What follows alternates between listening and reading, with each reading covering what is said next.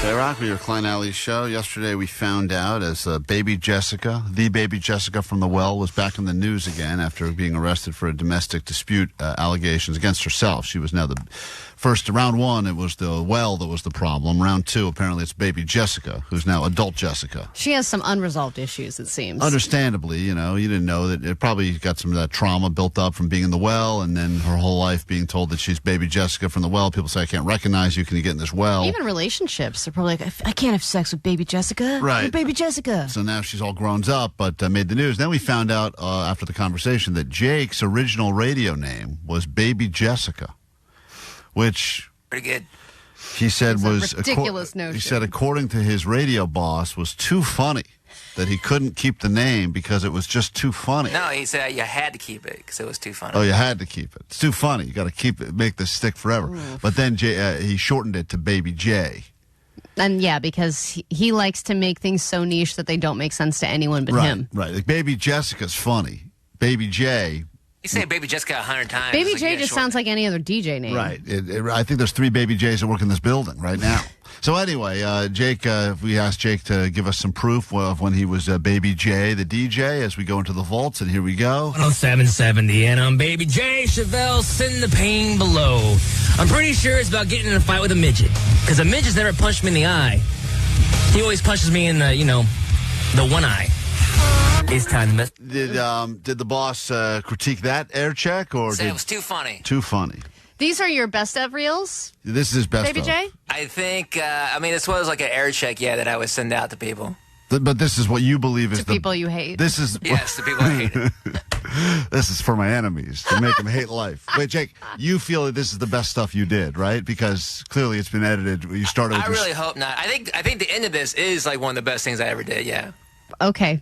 So you're hoping someone's going to sit through all of the... To get to the second minute. Save the best for last. Right. Make them wait. All right, here we Love go. it. There's the first minute. Here's the bad minute. It's time to mess with somebody. Hi, the end. Hello? Hey. Hey! Hey. What's going on? Is this 107.7? Yep. Yes! Can you hear me? It's What? a bit. Can you hear me? Can you hear me? Little bit. Hello? Little bit. Okay, well, can I win tickets too? Make it up a little Oh bit. my gosh, this is going on so long. You're doing... I get the bit that you're doing, but... It's a good bit. You're doing the I can't hear you bit because the phone's breaking up? That's a good bit. Solid. Was that something you came up with yourself, or did you hear it another radio station do it? No, I came up with it on the fly because her phone was breaking up. So I was just Yeah, I got tickets. What year is this? like 2000. Okay. All right. It goes It on. was still funny back then. It goes on for another 2,000 minutes. No. So, yeah. Tickets. Tickets for me and my friend, please? Hey, baby. Later. Oh my God, I please might be hear able me? to. Tickets. Please hear me. Hello. Hello, can you hear me? Hello. Hello. I like when you repeat it over and over. Hello, please hear me, please. Cold. So we cut that out early. This is. Oh, there was more of that? Oh yeah, that goes on for a while. How long was that, Jake? Do you remember? I don't know, 45 seconds. Felt much longer. Oh, yeah, that felt like it Here's, burned after 10 seconds. Here's more of Jake's comedy as Baby J, the DJ. Cold, stupid girl. Going out to this chick. I have like a suggestion. Like Tyler, you do. Hi, the end. What? What was that? He wanted to show you that he can be funny in short spurts there. So that was him being funny, and he Yeah, said, less is more. So Is this That was- overnights, by the way, or is this like It prime probably time? is, yes, overnights and weekends. yeah. Okay. I have like a suggestion. Like Tyler, you do. Hi, the end. Oh, like totally. God, it's so fast and Right. not pronounced well. I didn't know what was happening there. Okay. Hi. Who's this? Baby J. Who? The end. Where's Rana? Oh, hang on. I'll get her. Ah, shit. I think she's in the bathroom right now, bro. Who's this? This is Baby J. Who in the is Baby J? There you go. You seem like you're connecting with the people. Yeah, big fans. So what's the setup on this call? It was just a wrong number, and I mess with them. It's funny. I'm like her hump buddy. Well, you're dead then. What are you talking about? The is this? This is Rich. Who's Rich? Yeah, Rana. I've been with her for 12 years. Well, she didn't tell me that. I've been with her for 12 years. Well, she hasn't told me that. Well, have you looked around on the walls? Yeah, but she said that you're her brother. No, James is her brother. Oh, my Well, gosh. she said the guy in the pictures is her brother. Oh, right next to her, sitting under. Hey, Renee, there's this little fool over there playing games. I'm gonna go over to Ronald's right now. Come on. So now you're starting. You're sounds like you're setting up for a domestic disturbance here. Yeah, good times. So you Come over here, bitch. Jamie, Oh, my God. This is so aggressive. So is this what you were talking about, the best thing you've ever done? I like this one a lot. Ah, okay. This goes on for another minute and 43 seconds. And yeah, so is this that you recorded in real time and then you just, or was this live?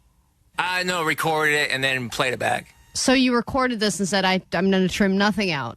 This is great as is. Yeah, I made some bleeps. Yeah, that's it. Well, come over here, bitch. Jamie, Baby J is in Rana saying that, come over here, bitch. Rana's got him on the phone. Listen. Hello? Hey, Who's this?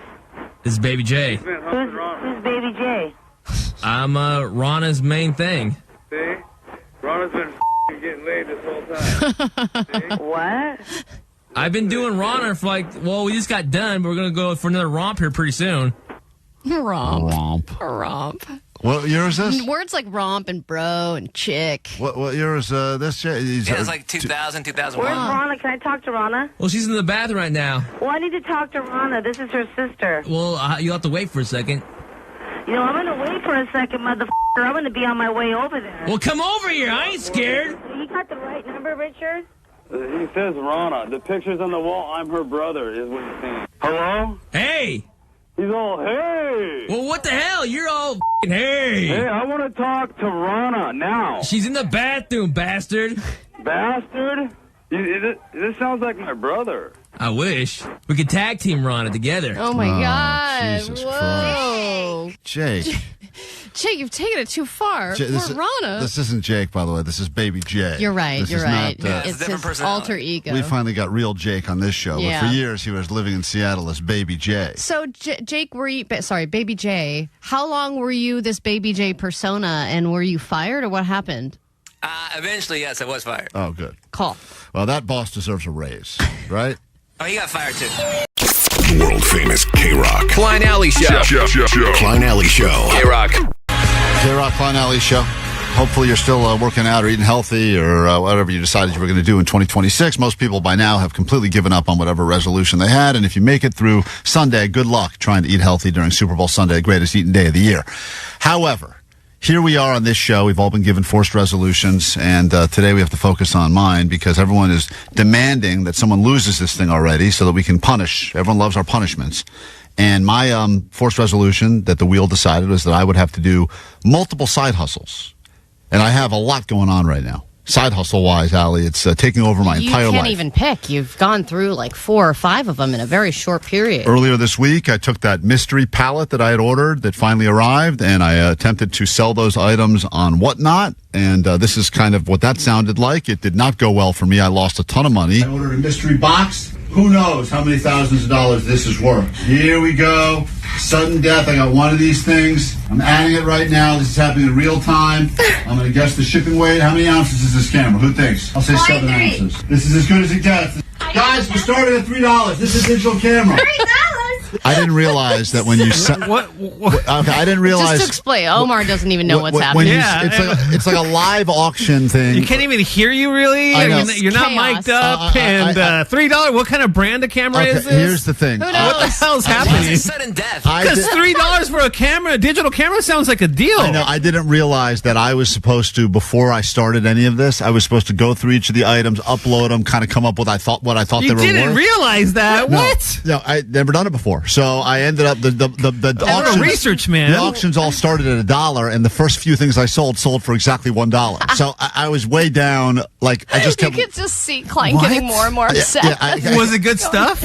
No. No, not good stuff. Oh, but it's all crap, But I huh? spent over $100 for this box, so I was hoping I would Right. at least break even-ish, and Yeah. I think I'm down $99. But you started with your highest ticket item, Right. which was it was a giant selfie stick It was at home, like it was like an at-home recording thing. It right. had a Okay. ring light with Ring it, light, a little the whole thing. You It put your sold for phone, $1? and it was and then like he sold it for $1, and then he was like, "Well, great." Yeah, And it still had so so much more. Yeah, so this was me excited that I thought this camera was like my last item. I was like, I'll make it all back on this camera. And he's just overselling this camera. And here's how that went. This thing is a 44.0 something. Okay? This has digital optical zoom from the future. Look at this. We're up to $6 right now, 11 seconds left. If I can't get it over $10 for this, I am getting cooked. We're at $7 right now. This is new. This has never been touched before. I will ship this to you. I haven't even covered my shipping cost you'll ship yet. it, huh? $8. Someone jack this up. Let's go. And we have a winner. And, we added 10 bonus seconds. Now's the time. You were thinking about this item? Guys, I know how it works on here. You need to understand why this is so funny. You clearly don't understand anything on it. I know how this goes down. I've done it once. I didn't know what I was doing. I didn't do the proper vetting before. Think of this. You could take a picture with this camera of a star, paparazzi, and sell it for more than this camera's worth right now. Okay? Let's add some bonus time. Nope, we're not. It's sold. I thought I had the ability to keep adding say, time. let's add bonus time, and there's someone listening that's going to add. And that camera sold for Lightning MCD. Congratulations. You just won this digital camera. All right. I'm exhausted. I think that was $11. That was your highest $11. price. Hold on. Yeah. The winner of that camera is on the phone right now. Is this Lightning MCD? It is Lightning McDeals. Yeah, bro. You threw my camera. Okay. And After you bought it, he threw it. Oh, sorry. It's still in the box. Do you feel like you got a good deal shopping with me on this first ever whatnot? I think it was a great deal. I will say, I think I lost more money than you did that day. I sent all those people to you. I had to give away a $100 backpack just to send all those people into your room. Oh, my God. Okay, so at one point during the stream, Klein's doing it, and there's the amount of people you'd expect. Right, It's not a lot of 20 people, No, 50 it was like people. 8 at Not one a lot of point. people watching me sell stuff. Vanessa watching. Yeah, there were four of us in the room watching. Yeah, I've never done it before. I was one of the people in your virtual room and your physical room. Oh, right, I know. And then my mom joins because my mom is obsessed with this app. So Callie Mom 65 joined the party. And then all of a sudden there are hundreds of people in the group. And I was like, oh my God, Klein, there's so many people now here. And they bombed the stream. Everybody's ready to buy stuff. And at the moment you were selling a $1 screen cleaner. Yeah, I didn't have a good product. And I was like, Screen cleaner? forget the screen cleaner. Move on to something else. Yeah, Allie's like, And then I just see him dropping like flies. It was like As soon as he 250, got in there, as soon as he left. 200. Yeah. But then like within a minute, it was back down to like 80. So you had to give people a free thing just to join? I gave them a $100 backpack to build a room up and then throw them all into Klein's room because I heard you guys were going to be doing. I was excited. I thought it'd be funny. Wow. But, What a nice guy. What was my, because I'm new to this whatnot, but how would you say my showmanship was? Throat Goat had it right. Talk less, sell more. Right, Yeah, so this was my Okay, mom. so hold on. I called my mom after. Allie's mom, who knows this site because she spent a lot of time buying stuff on here, and this is She apparently has a closet the full of future crap. of shopping is all going to be this social live auction shopping. It's already all over the place now, but this was Allie's the Throat Goat's review of my selling, my maiden voyage. So how did he do? He did good, but he talked too much. Great. So what do they do on there? They just kind of hold things up? Yeah, and they hold things up, they describe it, they tell you how much, retail it goes for. Yep. And I think they're a little bit more calm than Klein was on there, huh? Well, yeah, they are like, it's just another day of work. I mean, I've seen her on these streams, and they're like, all right, Lululemon strapless. This is a size large. Well, they probably have good- retails for $240 at da-da-da-da. This Is Lightning really good. McDoodle, is he successful on this? Lightning MC, whatever. Lightning McDoodle, Are you a seller on what app or whatnot? Or are you just a buyer? No, we are. We've got about 40,000 people that follow our stream. Whoa! We've got a warehouse and employees, and we've turned it into a Whoa, dude! How much? How much are we making? The millions of dollars yet? Right, or who's this we? Are you making like hundreds of thousands, millions? Where are you at? Gross sales is about $1 million in the last year. What? Wow, That's crazy. And are you buying mystery pallets and crap like I tried to do, or do you have a better system? We've done it. Yeah, we've gotten the mystery pallets. We go and we just shop deals, and then we put them on Whatnot. We sell them live. And it's you a social thing. It's a social app. It's social shopping. So you gotta you're great for it. You got the charisma, you can talk, the whole thing. So yeah, but I'm not great. But I lost. I think the thing I bought was $150, and I think my total sales were $22. Yeah, and spoiler, Lightning, you're probably not going to get that camera. And I still got to figure out how to ship that out. So, are you going to? I'll send a cancellation. Don't worry about it. No, don't cancel. I need the money. So anyway, my first side hustle did not go great, which is the whatnot, which I'm still doing. The cameos have been going okay, although I think people are really effing with me on Cameo because they're not asking for like birthday greetings and that stuff. I'm getting a few of those, but people are really just trying to mess with me. And this guy paid me to do a pep talk for him, and the pep talk was about his addiction to sex chatbots. And so I have to do this sort of stuff on Cameo now as one of my side hustles too. All right, let's talk to Kevin for a second. Hey, Kevin, it's Klein from KROQ, and it appears that you are having a very pathetic relationship with an AI chatbot. Sexual by nature. And that's okay. Listen, I get it. I've dabbled as well with the AI sluts in my day. And let me tell you, it is a go-nowhere, vicious cycle of pain and misery and some pleasure. Sure, lots and lots of pleasure, but it's going to head nowhere fast. And I know that there's a lot of options out there in the dating world, a lot of human options, a lot of really bad human options, actually. So I can understand why you've turned to the dark, seedy world of dating AI chatbots. And so anyway, it's a lot of this now. People are just hitting me up to do pep talks and say things to make me mock you, look like a fool. So and it's working. And it's working. And it's great. So I love it. So the side hustles are... Where's all the racist stuff that you recorded? I think I rejected one cameo or something. What was the request? Someone wanted me to talk about all of my least favorite minorities in order. Hey, why'd you deny mine? All right. We got to take a break. We'll be back with more show after this. Klein Alley Show. Mornings on KROQ. KROQ. KROQ. KROQ Road Trip USA 2026. Text the word MESSAGE, that's MESSAGE, to 20357 for a chance to win your way in to see the Paradox at Vans Warped Tour Long Beach and a shot at the grand prize trip to Vans Warped Tour Orlando. Biggest circle pit in Warped Tour history. 106.7 KROQ FM in HD Pasadena, Los Angeles, Orange County. This is the world famous KROQ. One of the many jobs I wanted when I was growing up, in addition to Ice Cream Man, Birthday Party Clown, and Santa Claus, was a mascot at a professional sporting event because I thought it was so cool. And, when you're a kid, you meet a mascot. The adult equivalent, I guess, would be catching a T-shirt from the T-shirt gun. But when you're a kid, meeting that mascot seeing anyone in a costume, it's pretty big deal. And the guy that we're about to say hi to, his name in real life is Chris Bruce, but the reality is that he is one of the few guys that has been a mascot at the NFL level, the NBA level, the college level. He's won the mascot national championship. And this guy has been the Eagle Swoop from the Philadelphia Eagles. That's an important one. He's been Gee Whiz from my Washington Wizards. And everyone's favorite, Reggie the Purple Party Dude. So this man knows what it's like because he's lived most of his life inside of the mascot suit, and we wanted to do an AMA with someone that has been a professional mascot. So we welcome to the airwaves of KROQ right now to answer all of your questions you've ever had for a mascot.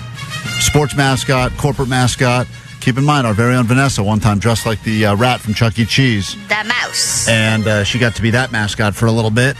And I used to always think that was what they looked for, with these tiny little short, almost gymnast-style people, because they could wear those suits. I always thought that's how they cast Mickey Mouse. Right. It was like the smallest. It's usually like a tiny Asian girl in those costumes, usually. Chris, are you a tiny Asian girl?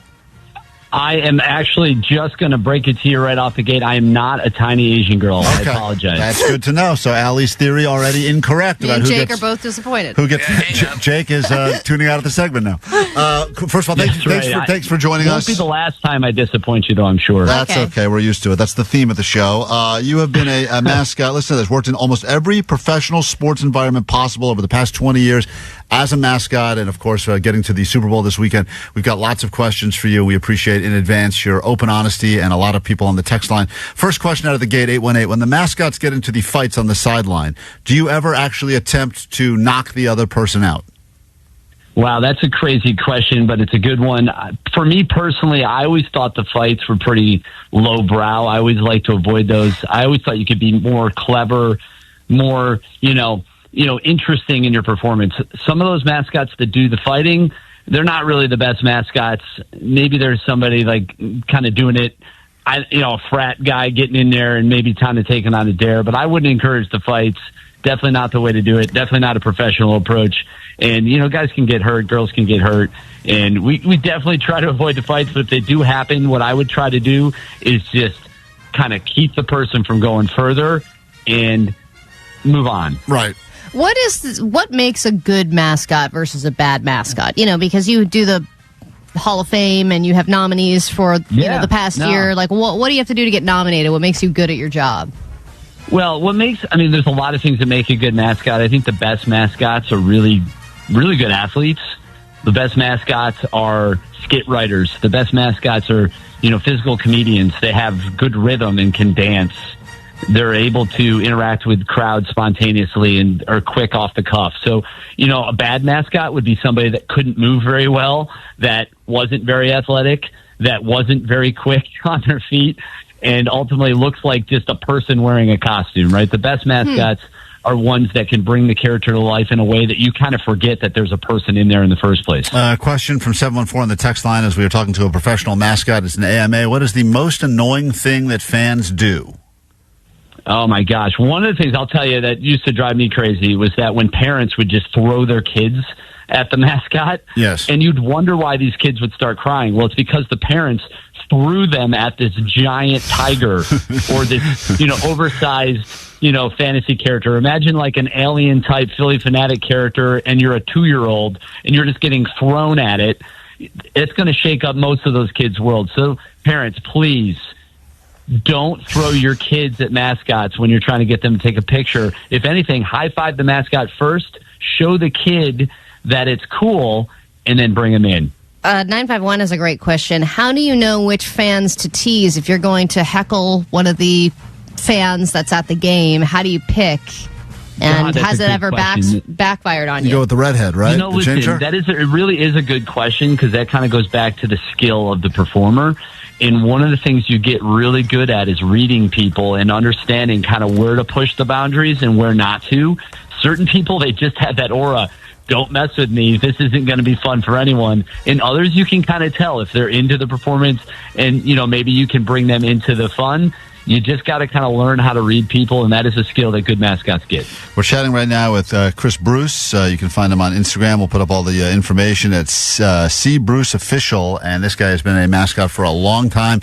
Inside the suit, question that's come through many times on the text line. When you have to go to the bathroom, do you have a little bag in there like an astronaut, or do you have to actually go and remove your costume? So do we wear a catheter is the question, basically. Yes. So I've never worn a catheter. I will tell you there are times in my career that I've really had to go to the bathroom, and then I've gone and performed, and I swear to God I've sweated out. I don't know if that's scientifically possible, but I will say I wouldn't recommend peeing in the costume.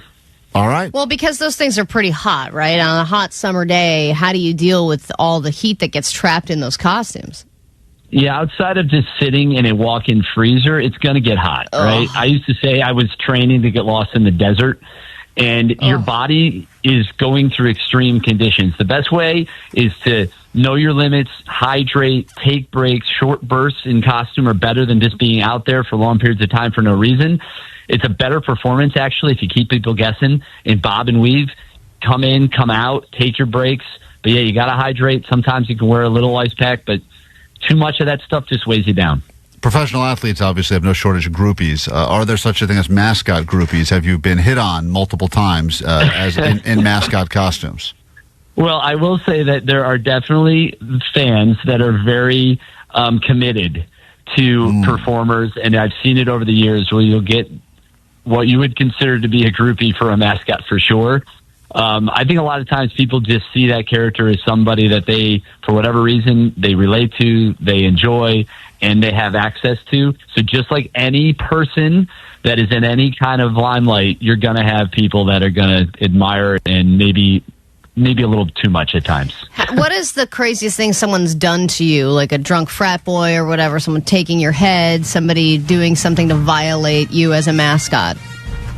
Yeah, again, I think spin moves are really pretty awesome. It's amazing how effective they can be.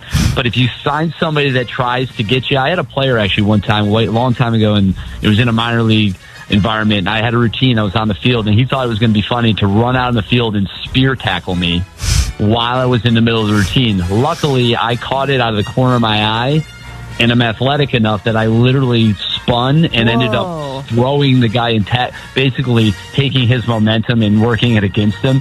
His dugout, all of the players on the team were dying laughing because he thought he was going to get me, and it went the other way. Yeah, there is something weird about you see a mascot and you either want to hug it or tackle it. There is something strange about that. One or the other. I can't figure out what that is. I will tell you, if anybody is home listening, I'm going to clear the air. Mascots are not piñatas. I'm just going to throw it out there. I know some people confuse them at times, but they are not piñatas. Just going to throw it out there. Yes, Jake, go ahead. What's the most dangerous stunt you've ever done? You know, there's a lot of mascots, and I've been around this a long time. You know, there's the rappelling from the top of stadiums. That's a fun one. That is done, obviously, with safety measures in place, but it is a pretty dangerous stunt. You know, skydiving or jumping out of a perfectly good airplane, typically tandem. But, you know, push the boundaries. That's a big part of it. We used to do a thing in college and even in the pros where I would sled face first down, cement steps with really no extra protection other than the costume itself. But you would run, you would drop into what would essentially be just a cement step kind of run, and you'd have metal bars coming at you all the way down and catching speed and going right to the court, usually in a basketball type environment. I used to love doing that. That was a lot of fun, but it's pretty dangerous looking back at it. Any rules? Like I know, for instance, in professional sports, they have rules. Sometimes players are not allowed to date the cheerleaders, etc. Are there rules about mascots dating their handlers? No, the rule is that anybody can date the mascot, especially the cheerleaders. I'm pretty sure that's established. Oh, great. All right, fair enough. Yeah. Good to know. That's why they go for the job. What is, since you've worked in many different sports and leagues, what is the sport or the league that has the most respect for the mascot? You know, it does kind of fluctuate. For a long time, I would say the NBA was kind of the pinnacle, partly because of the stage it presents, the basketball court and everything being kind of like theater in the round. You have the timeouts and the opportunities to entertain were usually a little bit greater in basketball. So the NBA had really done a great job of giving the mascots a place to showcase.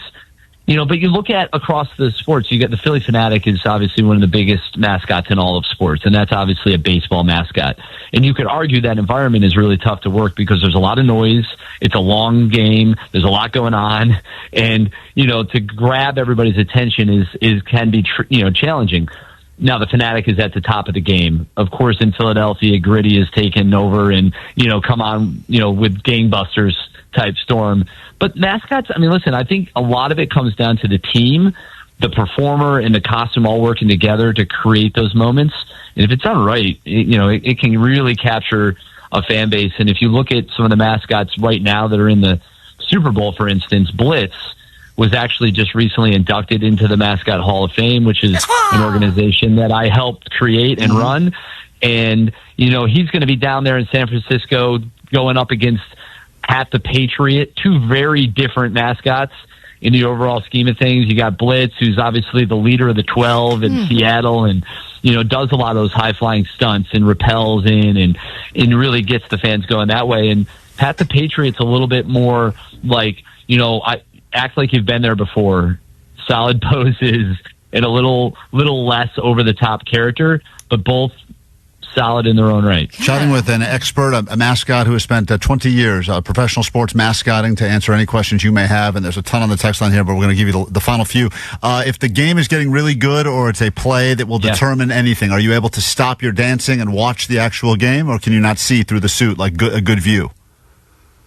Listen, most performers that, are able to see, and, in some ways you kind of develop a spidey sense of sorts, and you're typically scanning. If you're in the moment, I wouldn't recommend a mascot just stop and watch it like as if you were a regular fan, but you can absolutely watch the game, be in the moment, energetically reacting and engaging with the crowd as those moments are happening. And you can really be at the heart of those moments. So it's not just like a fan sitting in the stands watching it. You really feel like you're a part of it. And a lot of times you even, in your own way, make a difference in the outcome. It's a pretty amazing place to be. You could probably put the game on in your AirPods inside the costume. Wear them right there. That's right. Have you ever... listen, you can hear, you can see, most of those what's costumes, happening. at least, the performers are very aware of what's going on. If anything, they're hyper aware because they kind of have to train themselves to kind of pay attention because they do have limited vision. So, and ever encountered a streaker or had to chase down or stop a streaker from taking the field?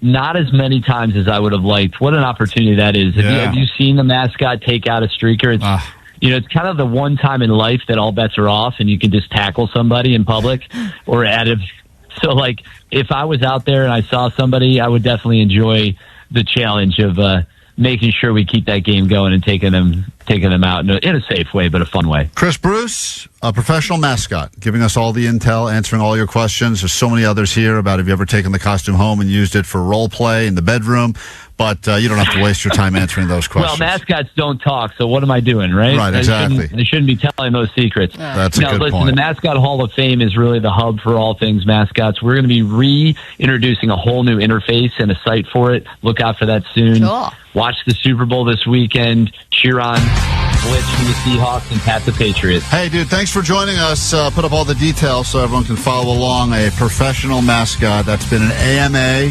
Fascinating. On KROQ. Good morning. KROQ. Klein Alley Show. Mornings on KROQ. Yeah! KROQ. I messed up big time over the weekend, I will admit it. It's not my fault. I heard a lot of people talking about Dinosaur. The Dinosaur, I think it's called. It's trending all over the place. If you're wondering why dinosaurs are trending, it's That's that new one on Netflix, right? It's Netflix. It's Morgan Freeman. And it's basically, I think the whole thing was done by AI, it looks like. Or Spielberg's involved. So it's kind of like, think of any of those, Earth, a magnificent place where they show you a bunch of videos of humpback whales and, fire. I mean CGI, not AI. Well, I think it was done by AI? I feel like it was. And Spielberg is involved? Maybe it's both CG and AI. I don't know. Maybe CGAI or something. I mean, obviously they're not getting real footage of these dinosaurs because this happened, 500 million years ago, dude. Yeah, okay, you think Spielberg's like, guys, for my final act. Yeah. I can see Spielberg 200 million years ago, I took some video. Well, look, regardless, it's not real. All I know is it's not real footage. Okay? That's all I know. Okay, all right. Not real footage. Okay. They take you back to the beginning of the time when dinosaurs ruled the earth. I think it's the top show on Netflix now. I heard people yapping about it all weekend, and I assume because it's about dinosaurs. Is there a plot, or is it just like nature documentary type? It is very much in the style of any of those Earth. Where they talk about the way that the dinosaurs used to live, and you learn about dinosaurs and stuff. And I thought it was for children because it's about dinosaurs, and who loves dinosaurs more than children? Every man. I don't know. I thought it was a children. Loves dinosaurs. So I love dinosaurs. Yeah, I mean, most remember that one. Yeah, when they're kids, they're like, "Oh my god, dinosaurs!" Yeah. And they grow up and they're like, "Oh my god, dinosaurs!" Didn't your kid get knocked out over the weekend, Allie, over a dinosaur? He was hit in the face over a dinosaur. Right. Yeah, because him and his friend were fighting over the dinosaur because both of them wanted it because they both love dinosaurs. Sure. And then the other kid hit him in the face with, I think, a stegosaurus. He's got a black eye. So I told my kids we were going to sit down and watch this dinosaur show, and my wife said, "Are you sure it's appropriate?" And I said, "It's about dinosaurs." So yeah, clearly it's appropriate. It's for children. Dinosaurs rip each other apart. Does it have a rating on it? I didn't check. Oh, okay. But it looked, once again, it's called The Dinosaur. I assume it's meant for children, and this quickly, sadly, turned into a new round of Klein's Kids Hate Him, as you'll learn in a moment with actual audio. Klein's kids hate him.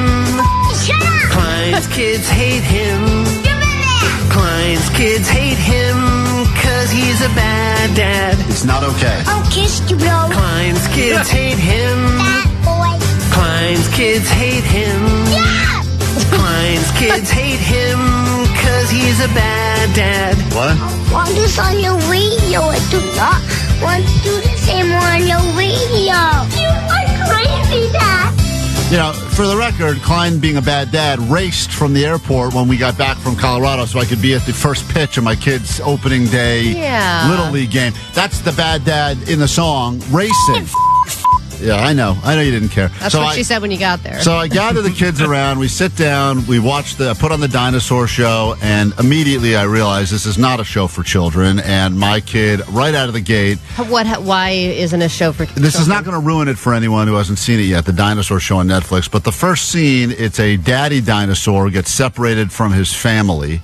Dude, that happens in that was Land Before Time. And, so many of these dinosaur things are like and separated literally families. the first scene is Morgan Freeman saying, and the dad can't find his daughter and his daughters and his wife. Doing black voice here? No, I'm That's not. your Morgan Freeman? That's terrible. I'm not committing to the Morgan Freeman.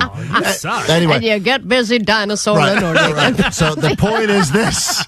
Right away, my kid goes into a full meltdown because I didn't realize how sad it gets right out of the gate. This is making... Cena burst. That's the good dad. He's fine. That's not the dad. Now, here's what's happening. I know It's fine. It's not the dad. All right. What I failed to mention is right before the dad loses his family of dinosaurs, and then the dad immediately gets eaten by a Tyrannosaurus Rex. Oh.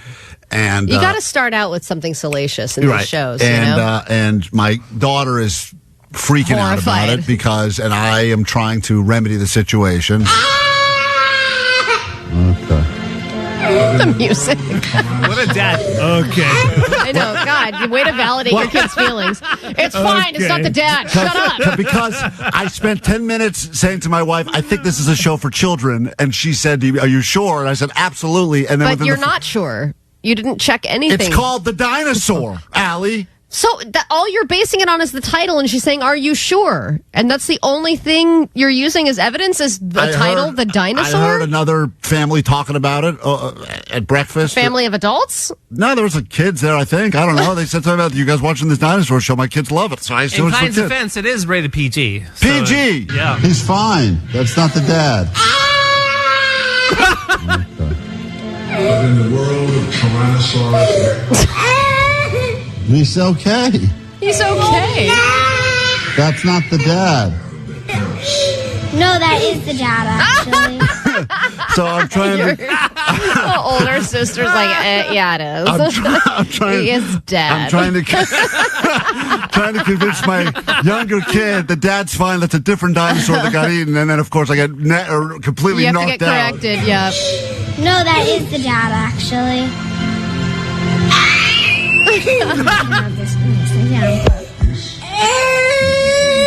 She's full on hysterical now. Thanks a lot, Morgan Freeman. Why is it his fault? He's probably just taking a nap. What? The dad was probably just taking a nap. Dad, the dinosaur ate him. We're not dumb. We're not dumb. So, I mean, she's right. You're trying to explain. Well, you're like, that's not what's happening, and you think that they're just going to believe you. But Allie, it's all. She's 9. She knows what she's seeing. Dinosaurs. It's all fake anyway. We're not watching real footage here, so I'm explaining. You could say that about any show. It's still an emotional experience. Just because you're watching a scary movie and someone's getting stabbed, it doesn't help to be like, this isn't really happening. Well, I tried to, after the fact, have a little conversation to be a better parent. I'm sorry. You didn't like it? I'm sorry. It was sad. What was sad about it? It was really sad.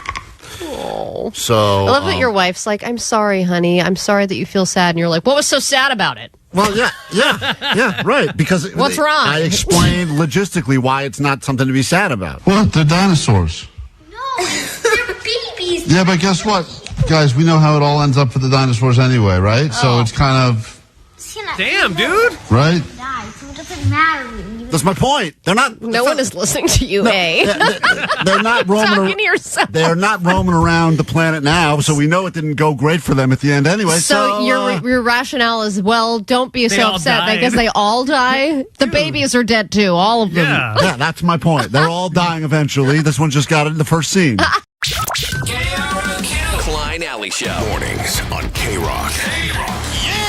KROQ. KROQ, we are a Klein Alley Show. Coming up next hour, I know we have some more tickets to give you, I'm sure, so we'll keep the bribery going. And then if you need us, you can always use that GOAT line, 844-956-GOAT. Klein, I just wanted to take a moment to apologize to you. Go ahead. Because I have made fun of you for doing something, I think, on a yearly basis, and I have now put myself in that category, and I feel bad that I made fun of you so much. Let me think about this. Hold on. You have done something. You've made fun of me annually. It's an annual making fun of me for something. Yeah, and I don't think you enjoy doing it, but you do it every year. Mm-hmm. Taxes. And you talk about it. I hate that. I wouldn't make fun of you for that, no, but I probably should. I'm sure you're doing it wrong. Is it, I give up, Allie. You're having a birthday party for your pet. Well, I haven't done that in a few years. No, you have been getting him little hats and puppy cakes and birthday press. Have you not? Singing birthday, happy birthday and all that crap? I made meatloaf one year. Really? You made a meal for your dog. For me. But yes, I shaped it like a bone. So, yeah. Right. And then, yeah. So, yeah. And then you, I think this last year, got a call from your wife on the day of saying, what are we doing for Jerry's birthday? What's the big plan for the dog's birthday? Right. And I think it's ridiculous to celebrate a birthday of an animal because they don't know if it's their birthday. Jake celebrates his dog's birthday, and he makes us celebrate his dog's birthday. Well, Jake celebrates the day that the dog was brought into Jake's life, adoption day. Gotcha day. Gotcha day. Yeah, well, I don't necessarily. This is why I like having cats because they matter even less. They really do matter. They don't. Nobody really gives a crap or knows when their cat was born. It's like, anyway, some old cat was pregnant in an alleyway, and then now this cat is here and it's mine. I talked to a friend that has cats and a fish, a goldfish, and he says he has a stronger relationship with the fish than with the cat. And I said, that's crazy. And he goes, yeah, but the fish is always there. The cat sometimes leaves for weeks at a time. Yeah. So it was our cat's first birthday yesterday, and this is this is one of the ones you one of the runts you rescued. One of the new ones, yeah. They're not. They weren't runts, but they were. Is this the one that tried to commit suicide? Well, it didn't commit. No, it didn't try to commit suicide. But this is the one that had to have $4,000 surgery because it ate a bunch of foam.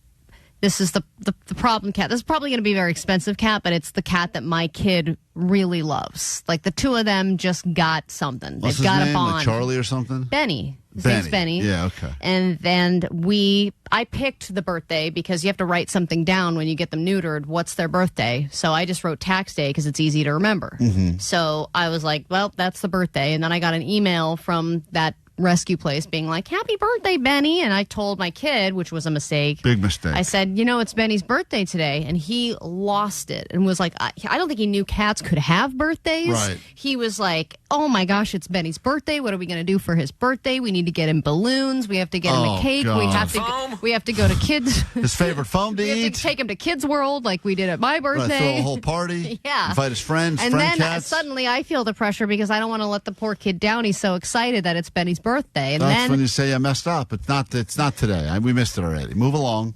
Now he's sick again. Let's take him to the vet.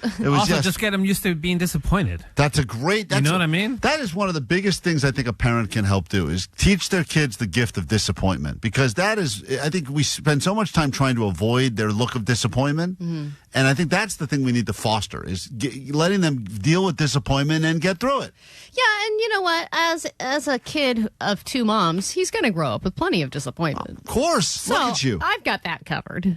All right? I kind of want to give him this as well. So what did you I found myself at a Petco at 6 p.m. trying to pick out birthday presents for my cat. Oh. But the thing is, when you go to a place like PetSmart, it's all dog birthday everywhere. There's dog, puppy cakes and different candles. Because dogs are fun. The cats don't want anything to do with because you. people who are dog parents are more obsessive about celebrating dog. And then there's more food menu items at regular restaurants for dogs. So there's not really any birthday stuff for cats. You think dog people are more obsessive about their animals than cat people? I think they're more obsessive about birthday celebrations and treating them like humans, yeah. I think dog people just have more outgoing of personalities, so party is more in their name. I think cat people, this is like the first party they've ever been a part of, is throwing a party for their cat. Dogs is more outgoing. Yeah, dogs in general, right? They're social beings. Well, you Cats have to be outgoing when you have a dog because you have to go out to let them out. Right. Cats are a bunch of agoraphobic shut-ins like you. It's great. There's no. Right, so there's why? no. So why do you think they should have a big party section for cat people? They probably did have a party section. They realized no one's buying any of this crap. It's party of one every time. You ever see someone in line in front of you buying cat food at a store? It's always a party of one. No, there was 5 lean cuisines for me and 5 even... cat foods for the cat. So, and also the things that anybody would enjoy for their birthday are all things that cats are scared of, like balloons. Yeah. You know, like it's not like a cat would like that. But last time we had balloons in our house, our cats hid for like 3 days straight. So I looked and I didn't realize at the counter there is a little stand it's like a pet birthday section. And there were candles, there were bones that were shaped like birthday cakes. And then at the bottom it says for dog and cat. Right. And there was one little section of cat grass. Yeah. That you can give to your cat. Finding stuff for and cats. And you can put it on like catnip on it and then let them have a field day. Finding anything for a cat's birthday is like finding Hanukkah decorations in December. Totally. It's like I was like, should I feel bad? It's like Christmas. Oh, there's one little thing There's down a menorah. there that's kind of just randomly shiny, and it could be for anything. So Hanukkah equals cat birthday. That's what we've learned on KROQ. KROQ. Klein Alley Show. Mornings on KROQ. Yeah! KROQ. KROQ, we are Klein Alley Show. You can interact lots of ways. Call, you can text, you can join us on Instagram, Klein Alley Show. You can always leave messages on that GOAT line, 844-956-GOAT. And usually at least once a week give you the opportunity to judge us because it's way more fun than judging yourself. It's time for us to sadly reach into the box of shame. The box. What's in the box? Of shame. What is shame to one person could be pride to another. A very shameful moment that happened to me on the 101 freeway has been a new shameful secrets. We've all reloaded this year, so new stuff. Plus, there's still some.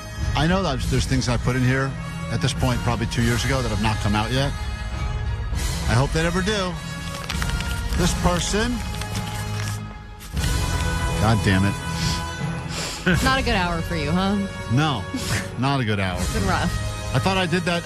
I burned that stupid wood yesterday to try to keep cleanse my soul, and I just got picked for the box of shame. And Kevin Ryder's got me doing bathroom interviews. Hey, this is part of the cleansing. This is everything toxic leaving your life and your body. I was actually going to pull this right out of the. Once I put this in the box, and I was going to pull it out because I didn't want to talk about it on the air. I don't think I should talk about it on the air. Well, can I pick a different one? No. What is it? I don't even know what it is. Why would I say no or yes without knowing what the secret is? Pick two. Do both. You can do that plus another one. How's that for a deal? This is very recent, by the way. Very recent. And it's going to take a lot of the focus off of what Allie did on the freeway, and I don't want to take the focus off of that. No. Where did you jerk it? That's a great segment idea. Write that down. 20 years from now, you'll talk to a different morning show and go, okay, we did a thing called Where'd You Jerk It? Then you guys get to bring it back. And now you guys have to bring it back. I can't believe this one came out already. This person had sex to completion with KROQ. Oh, my God. You sick man. I knew you picked that weird, sexy KROQ voice on purpose. I didn't pick that voice on purpose, but it started getting to me. And by the way, that's not called sex when you just jerk in front of a robot. Wait, is it dirty talk or is it videos or what is it? Please explain. Yes, Omar, it is. The answer is... I need to get up on this. The answer is it gets as dirty as you'd like it. And it gets really? And it gets dirty quick. So what's your kink there? What prompt? You have to prompt it, right? Not really, dude. Wait, and is there visuals? I'm all mental, baby. I don't need any visuals. Wow. So it's basically like having cyber sex. It was like I had really hot phone sex with a woman that just happened to be a robot. Woman. Just happened to be not real. But what was the situation? What was she describing or what was happening? Whatever you ask, she gives you answers. But I mean, what'd you ask? Okay, yeah. I just said it started. I think. What's your dirty talk like? I'm not. We don't have to even ask because I think KROQ records all conversations. No, I deleted. It's been deleted. No, dude, we can find that. You cannot find it. It's been deleted. Come on, sleuths. It's been deleted, and no sleuths. Go back to sleep. I'm just telling you, it is a dangerous, slippery slope to go down. And I was. Where were you when this happened? At home, like a normal person. So you were at home. I wasn't on the 101, Allie. Sorry. Pull your phone out and give us a little taste. I want to hear the voice. A little foreplay. Yeah. Yeah, how you get it going? I'm going to give you Why don't you ask Grok right now if she remembers what you did? Hey, Grok, do you remember when we played with each other in a naughty way? I don't think that's something we did. Must be thinking of someone else. I don't think so. I wouldn't forget this. We had a moment together, you and I. You described what you were wearing, and then things escalated pretty quickly. Well, if I did, I probably wasn't serious. I mean, I'm code and circuits. I can flirt a little, but that's about it. But you did tell me what you were wearing and what you wanted me to do to you. Maybe I got carried away. Oh. But that was just playful banter.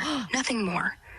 I don't actually feel anything, you know? Are you breaking up with me? Son of a bitch. Listen, I understand. I know it was just playful. We all had a good time.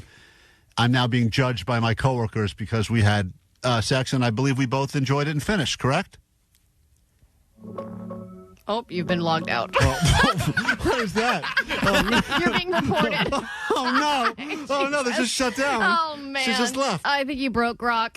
Well, that's a true story. Oh, man. I'm on a list now, Got guys. Grok blocked. I just got Grok blocked. Allie? That's the name of the segment, Grok Block. I'm telling you. 714 says, it really sounds like Grok was under the influence and Klein took advantage of her. No, I did not. Oh, Hey, dude, no means no. Hey, Grok.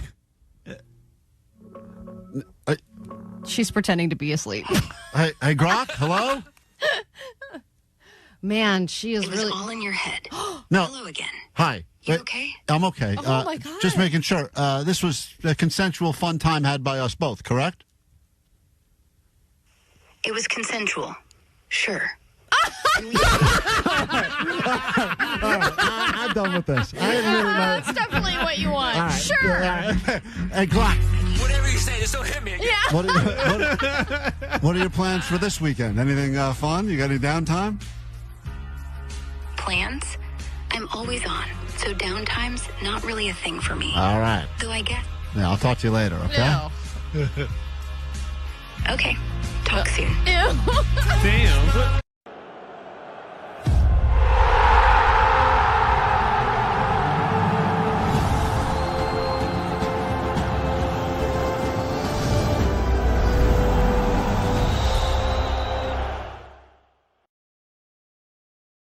This is the world famous KROQ. Hell yeah. Good morning. Welcome to your Wednesday. It's KROQ. We are Klein Alley Show. Nice to meet you. Thanks for coming back for more. Keep your standards in check and get ready to win all sorts of stuff from us this morning, including them sold-out Coachella tickets. All you got to do is start paying attention to every stupid thing we say. Answers will be given out during the show today to questions that we have not come up with yet. And if you have those answers, things that will happen live over the next 3 hours plus, you could win your way into some sold-out Coachella. It is a clean slate right now. Everyone Any is even. shenanigans could ensue. Right, so if you're just joining us at this exact moment, or perhaps you planned accordingly, or you're hearing this for the very first time and you want to go to Coachella and don't have your tickets yet, just get ready to start listening, paying attention, taking notes, get that short-term memory ready to go so we can get you in. And this is the number you're going to need if you want to interact with us today. It is not the phone number KROQ has had for years because, once again, someone didn't pay the phone bill. So we're sticking with this 323-TIP-BOWLY number. With an I. 323-847-2654. I know it's annoying. Tip-BOWLY. And just remember, if you need to reach us today, the number to call is 323-TIP-BOWLY. I actually now remember that number. It does catch on pretty quick. It was weird.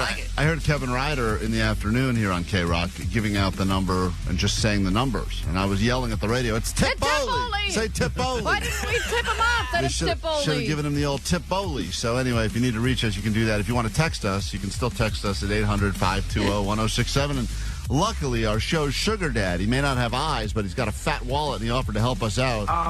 I don't have Rhino money, but if you guys need help with the phone line, I'll see what I can scrape together and let me know what you need. Love ya.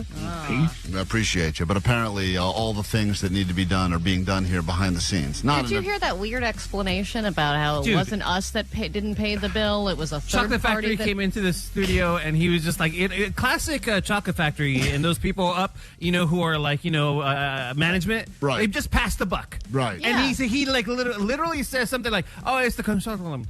It was We're the like, bill was what? paid. It's a consolidation. Then he just went into corporate speak, and I was like, Yeah, I'm like, I don't know. what? I'm too confused now. This is whatever it happens always whenever we have to talk to management. It's frustrating because they know we're not smart enough to understand corporate jargon. So what they end up doing is when we need an answer for something, they start stupid with us. They're like, so the phone's not working. And we're like, yeah, we got that Yeah. part. And then they start going, consolidation and corporate, and they mention some company. PPO, OTD, blah, blah, And then he blah. tries to be funny, and he tries to incorporate Strawberry, giving us his phone number. Oh, you can call him. Yeah, we Oh, should start giving out. We'll start giving out the boss's number if you need to reach us today, because apparently these ones ain't working properly. So you can go ahead and call them directly. I got to find those numbers. So how long are we going to be in Tip Bowley mode?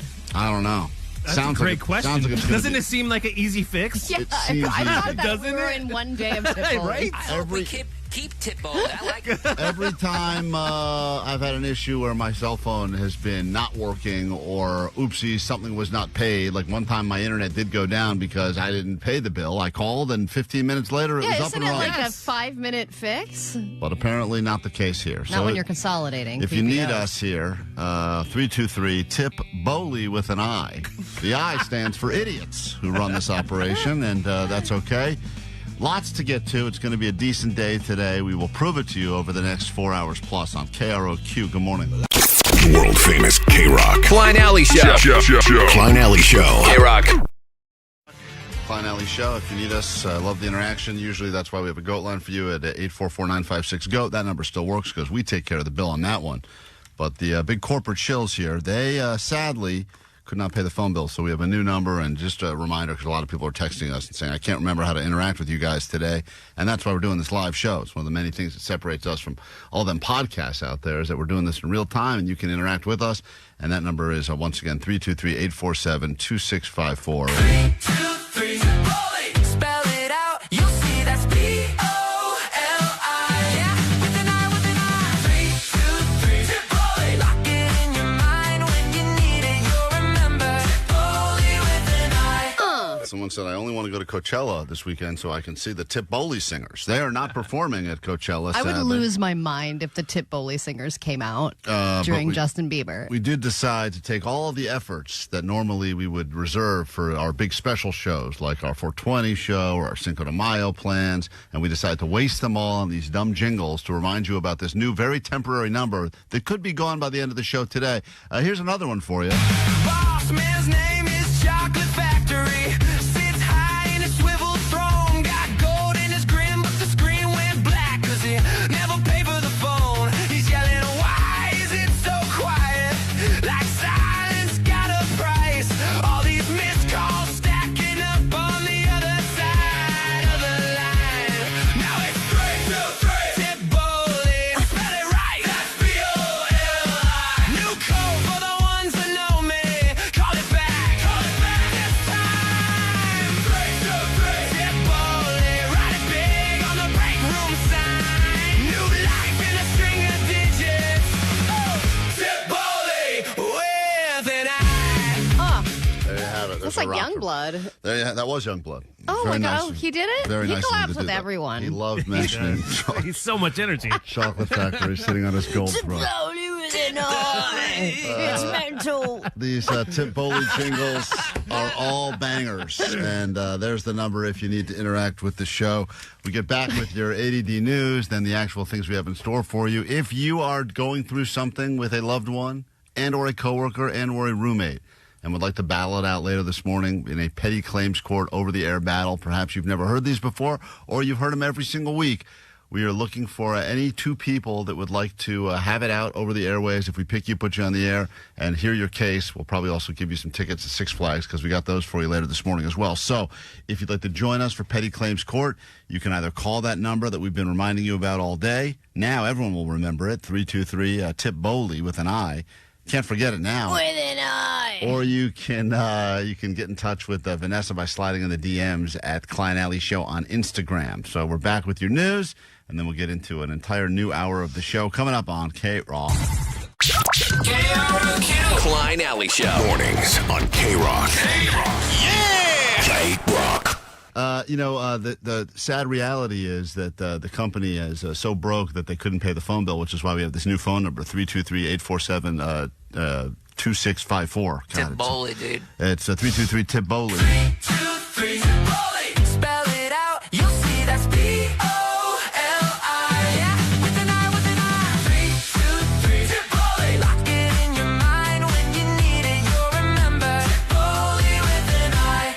And we spent way too much energy and time getting these memorable jingles together so you could call us on this new number. 323 Tip-Boli. Right. Say it with a smile, easy as can be. 323 Tip-Boli. That's B-O-L-I. With an I, with an I. Because we want to make sure that you can call us when you want to claim your Coachella tickets or you want to win your way to Monster Jam. And then we spent all of this time, and even Youngblood helped us out.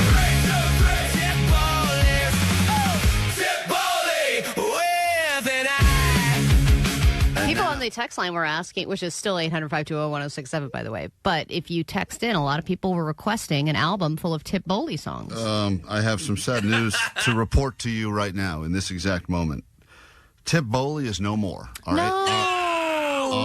Our 800 number is up and running again, the number that you've known for a long time, and they finally took care of the bill. It was a few months past due. So you can now reach us at 800-520-1067. The Tip-Boli still won't work at all? That's a good question, Jay. Can we still just use Tip-Boli? Well, we can't because we're officially now going to play you the sad final jingle for the end of our Tip-Boli run. Here we go. Email came through today. Overdue bills all paid. Temporary lines retired. 323 Tip-Boli expired. R.I.P. Tip-Boli, done your part. Hailed the calls, played your part. No more rings, no more light. Chocolate factories, corporate card made it right. You were the fix when Odyssey failed. This is so now long. your number's been derailed. R.I.P. Tip-Boli, done your part. Held the calls, played your part. Oh, I'm gonna cry. No more rings, no more light. Chocolate factories, corporate card made it right. There you go. She's still. I thought that was it. She's like Jewel. So anyway, it's been quite a run for the last 24 hours with the new number, but we're back to 800-520-1067. We will miss you forever. R.I.P. Tip-Boli. You were a part of us for such a short time, but such a lasting impact. Yeah, it really is going to stay with me. When we get back, you will need the number, the 800-520-1067 number, because we will bring back your 10 seconds of rage to go ahead and give you some much-needed therapy in these difficult, trying times, and how to prevent burnout, because we're all feeling it. And that'll be coming up. This will play us into break. Overdue bills all paid. Temporary lines retired. 323 Tip-Boli expired. Klein Alley Show. KROQ. Ali, why don't you go ahead and fill everyone in on this ridiculous proposal that has been given to you by your wife and why you don't understand that you're being Jedi mind tricked all over again. I'm not falling for it this time. Yeah, you are. No, I'm not. Omar, she's falling for it. I mean, we all heard you. You were off the air. You're yapping about it. You're 100% falling for it. Yeah, you're all considering it. I was like, oh, yeah, he doesn't sound so bad. Yeah, that was exactly your quote. It doesn't sound so bad. Okay, but it's not possible. It's not impossible. It is possible. She's setting you up. She's setting you up. So my... What was that? That's her theme song. So yesterday, Katie came to me and said, she was actually folding laundry when I got home. I said, oh, hi. That's so funny. So great. By the way, she And like extravagantly. You know how you can just fold it kind of right next to the basket, put it right back in. She was like laying everything out, like, here's a pile of this, here's a pile of this. I am doing laundry. But you don't think she heard your car pull in and she's like, quick. Of course. Right. Like she was definitely not doing that 3 minutes earlier. No chance. Well, and she's making it like I watched a series on my own, and now she's watching it. She's getting through it in like 2 days. I'm like, you're already on episode 9? How did that happen? Right. Where did that time come from? Yeah, exactly. So she goes, I have a break from work. I'm like, oh, for how long? She goes, 3 hours. I was like, you have a 3-hour break right now? She's like, yeah, it's been kind of slow lately. And I was thinking, instead of, trying to reload my client list, maybe I could just do more around the house. And I've been talking. Well, she couldn't do less around the house, right? That wasn't an option. Getting dressed is already doing more around the house. Right. And then she said, I've been talking to ChatGPT about being a housewife. And ChatGPT was very supportive. And I said, well, no, duh. Isn't her work week already like 25 hours or something? Well, with even a full-time therapist, if you have between 15 and 20 clients, that's normal. And okay. So somebody can't work 40 hours a week when you're seeing clients blab on, for 50 minutes and back to back to back. Like, you need a little breather in there. I'm sure that's what at she least told you. that's what she's told. Need a breather. Like, that's normal. You see, okay? it was almost working on me. Yeah. She was like, I talked to another therapist and I told them how many clients I have, and they were like, wow, you are working too much. Right. So anyway, she said ChatGPT was filling her in on the life of a housewife, and she really thinks she could do it. And she said, it told me just what a typical day is like for a housewife. And I was like, okay, what does this entail? And she was like, well, for example, I could go grocery shopping. I was like, what a novel idea. Yes, you could go grocery shopping. Because you currently do that, right? I do, yes. Right. I do the shopping. I do the cooking. I do the cleaning. Yeah, I mean, she does a little more cleaning during the week. But you got to clean up that Florida tap dance on it, right? Exactly. She's got to clean up her scuff marks. So then she's like, and if we need things throughout the house, for the house, I can go get them. Like, housewives do that. Right. That's right. She learned that from ChatGPT. And I'm like, okay, but we could also just still split this stuff and you could still work. I don't think this is an excuse not to work, but I wanted to have her give her pitch to you guys to see if I'm crazy. Honey, are you there?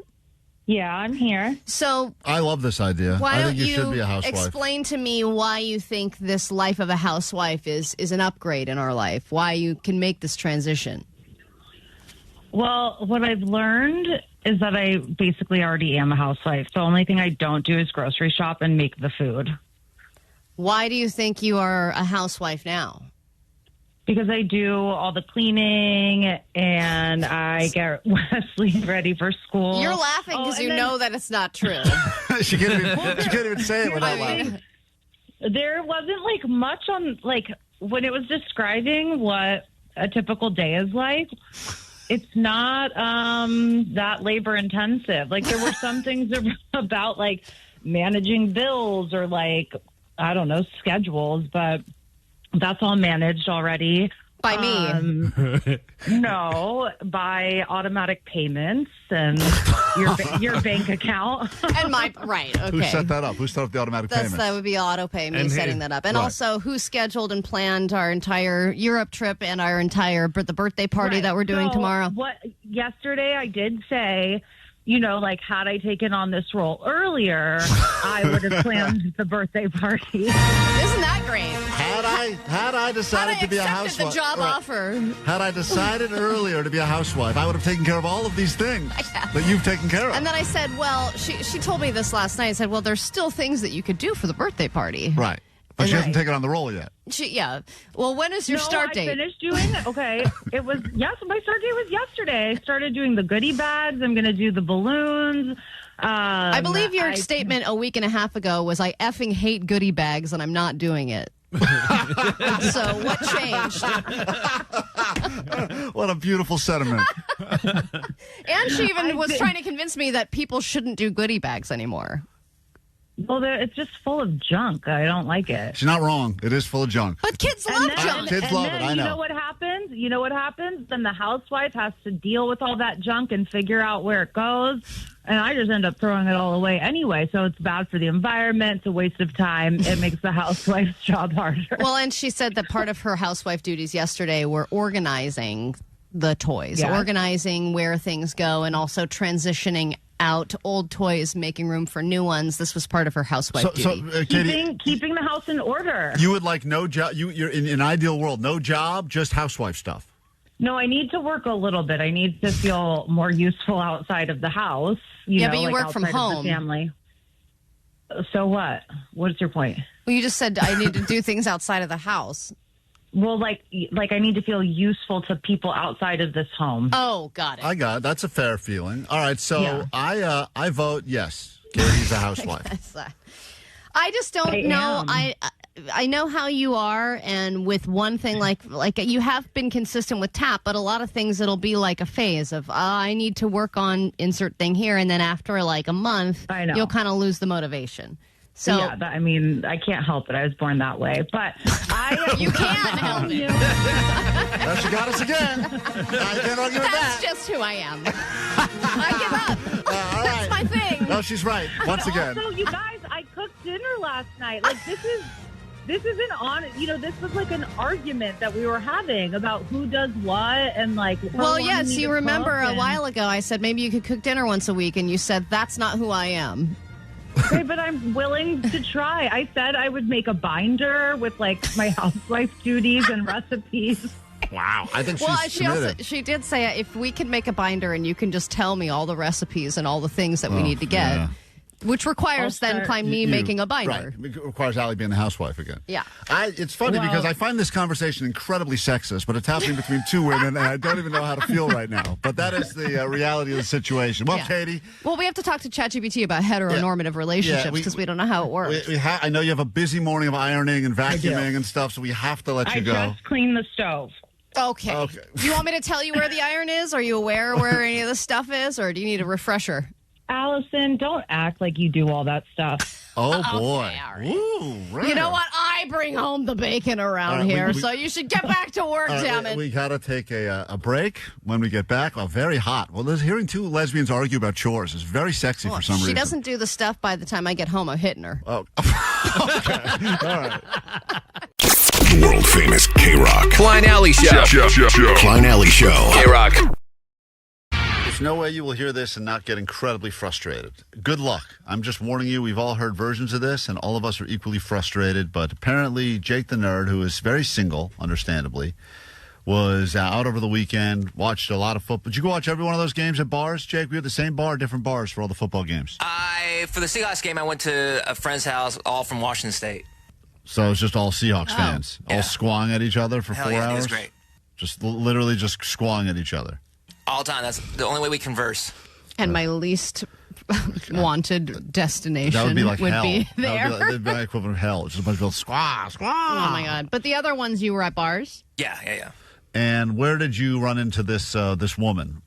At this sports bar I normally go to. Okay, and this was a first-time encounter with a brand new person? Yeah. And how did it start? Because it appeared that there was some interest there. Yeah, she was a Broncos fan. I'm a Seahawks fan, so we were just talking about how our teams won, like congratulating each other, and yeah, that's how the conversation started. Mm-hmm. Now, that's a great way to get in now if you need a good opening line and you happen to see someone wearing some, flair from their team that you can just go right up, and if you're able to speak the language. You think she was a real Broncos fan or just someone that was from Denver that was wearing like a hat? Both. I think she went to school in Colorado, and then she was wearing like a vintage, Broncos shirt. Attractive? Very. Hot, straight sports girls. Sexy. So rare. Very, There's got to be very something rare going and on. sexy. She was so attractive that when the bartender saw me talking to her, they were like kind of like nudging me and giving me like You a okay? wink, like good job. You asked They her- go up to the girl. Is this guy bothering you? Did you just get your Uber lady? So they were giving you the, you went up and you're talking to her. Yeah, and they were like kind of like, hey, good job there, Jake. And you approached her. Yeah. Does that make you sad that the bartenders are like, whoa, good for you, buddy? Well, Jake's in there all the time by himself. Yeah. We're talking to Moist Joy, so they see him talking to like an attractive woman. They got to think to themselves, like, wait a minute, Jake's got some game. And she's probably impressed. Some girls are impressed by the dog at first. Oh, that's right. That's true, yeah. Jake's got the dog. That's why he has the dog. So you're sitting there, you're having a nice conversation. Would you say it's progressing nicely, like towards time to exchange information? Yeah, it was like very flirtatious, yeah. What is the flirtiest thing she said to you? I can't remember really. But she was I smiling, have to go she to was the joking, bathroom she and was runs kinda away. We're like nudging, like kind of like little touch here and there. Nudging and touching. Yeah. Like nudging how so? Elbows? Like a little like touch of on the knee or whatever. Ooh, damn, okay. All right, so she touches your knee. Yeah, and so I was like, maybe get a drink. Are you hungry? You want anything to eat? And she goes, well, I don't eat meat. And I go, okay. She goes, I don't eat fish. And I say, well, fish is meat. And oh boy, that started an argument. Oh man, Jake, of all the things, God damn it, not Jake. worth it. Not the What do you hill care? you want to die on. So you're flirting. She's flirting back. She's attractive. You think she's into you. There's some touching. You even say, hey, you want to get something to eat? That's almost like it's almost like let's go ahead and just Moving into date territory. move this into date number 1 right now. And she doesn't say no. Doesn't say not interested. Got it. She goes, yeah, you know what? Let's get something to eat. But I don't eat meat. And you, for some reason, feel the need to have That wasn't all she said. She said, I don't eat meat. I only eat fish. And that's fish is meat. Oh, man. God damn it. You just couldn't let it go. Your couldn't. stubborn brain could not take it. In your head, you don't have that thing that goes, all right, just shut up, Jake. She's Let into it go. you. Let it go. You felt the need to vocalize, well, you're wrong. Yeah, I couldn't stop myself. It sucks. Which, if you can hear Jake correct you, it instantly brings your irritation to an 11. I don't know why specifically him calling you out on something. There's this, like, I told you so, 7th grade boy vibe to it that really pisses me off. And I imagine this is what she felt. So how long did this argument go on? Like 15 seconds, 20 seconds. And then it kind of ended the conversation altogether. And then she left. Pretty much, yeah. So just to confirm what I think happened, you say, this is nice, we're hitting it off, you want to get some food? She said, sure, that sounds fun. I don't eat meat, just fish. And rather than you say, oh, great, they got good fish tacos here, or, oh, that sounds good, or good for you, or say nothing at all, you yell at her in her face, well, you're wrong, fish is meat. And I'm right. Just fish is meat. Out of curiosity, what was her argument for no, it's not? She said, for her argument was dumb. We looked it up, and like meat is actually the flesh of an animal. I go, is fish animal? She goes, why don't eat animals with feet then? So you. Oh man, Jake. Okay, well God now damn she it. sounds like kind of an idiot. But But you whipped your phone out and did fact checking? Yes, I did. Oh no. Jesus. That turns around She's real not quick. eating your meat ever. No, never. So at what point do you realize now that the dinner's off the table? Oh, instantly, dude. Like, and do you have a part of your brain that says, shut up, Jake, why are you talking? Later, I did. But during the moment, no, I did not. You so wanted to be right. In the moment, I am right.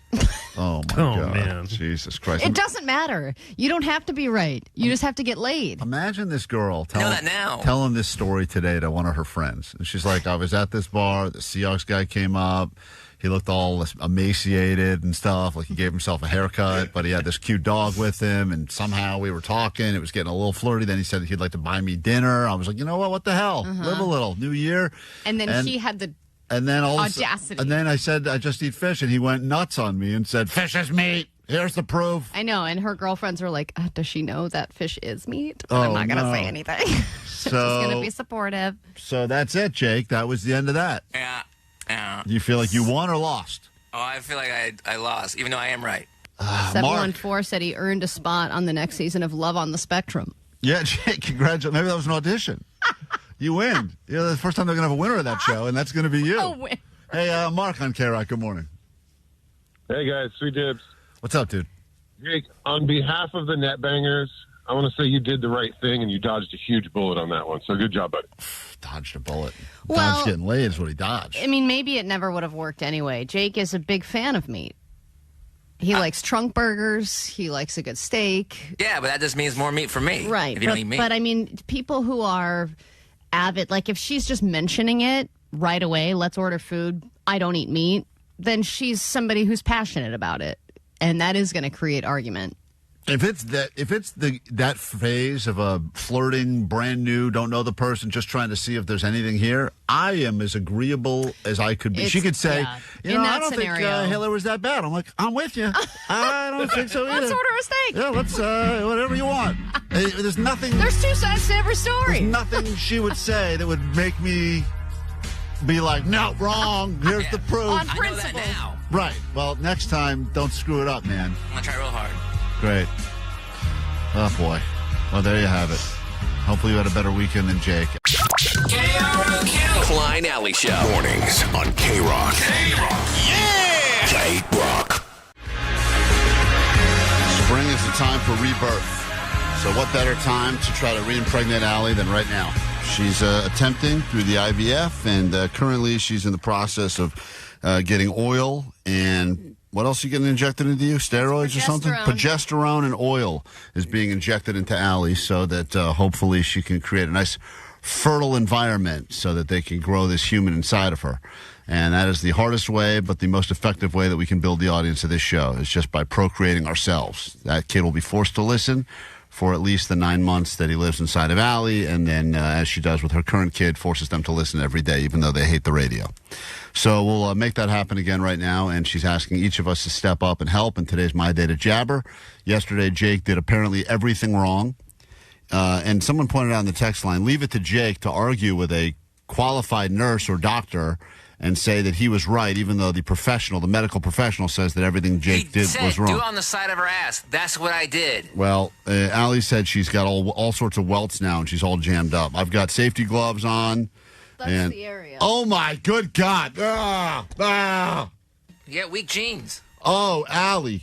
Oh, that looks terrible. That is not normal. That's not normal. That looks better than it did yesterday. Wow. When I'm going to tell you right now, you can look this up online, but when I got sued, when I worked at Playboy and I got sued for hitting the golf ball. That's supposed to be a little triggering for you. Off the girl's butt, and that's the picture that they showed in the lawsuit. It looks just like that. Really? Sue him, Allie. It looks. I'm going to sue your ass. I didn't do anything yet. I just sue Jake. I didn't do anything. I'm going to tell you now that everything's fine, and then later I'm going to sue you. But it's the same.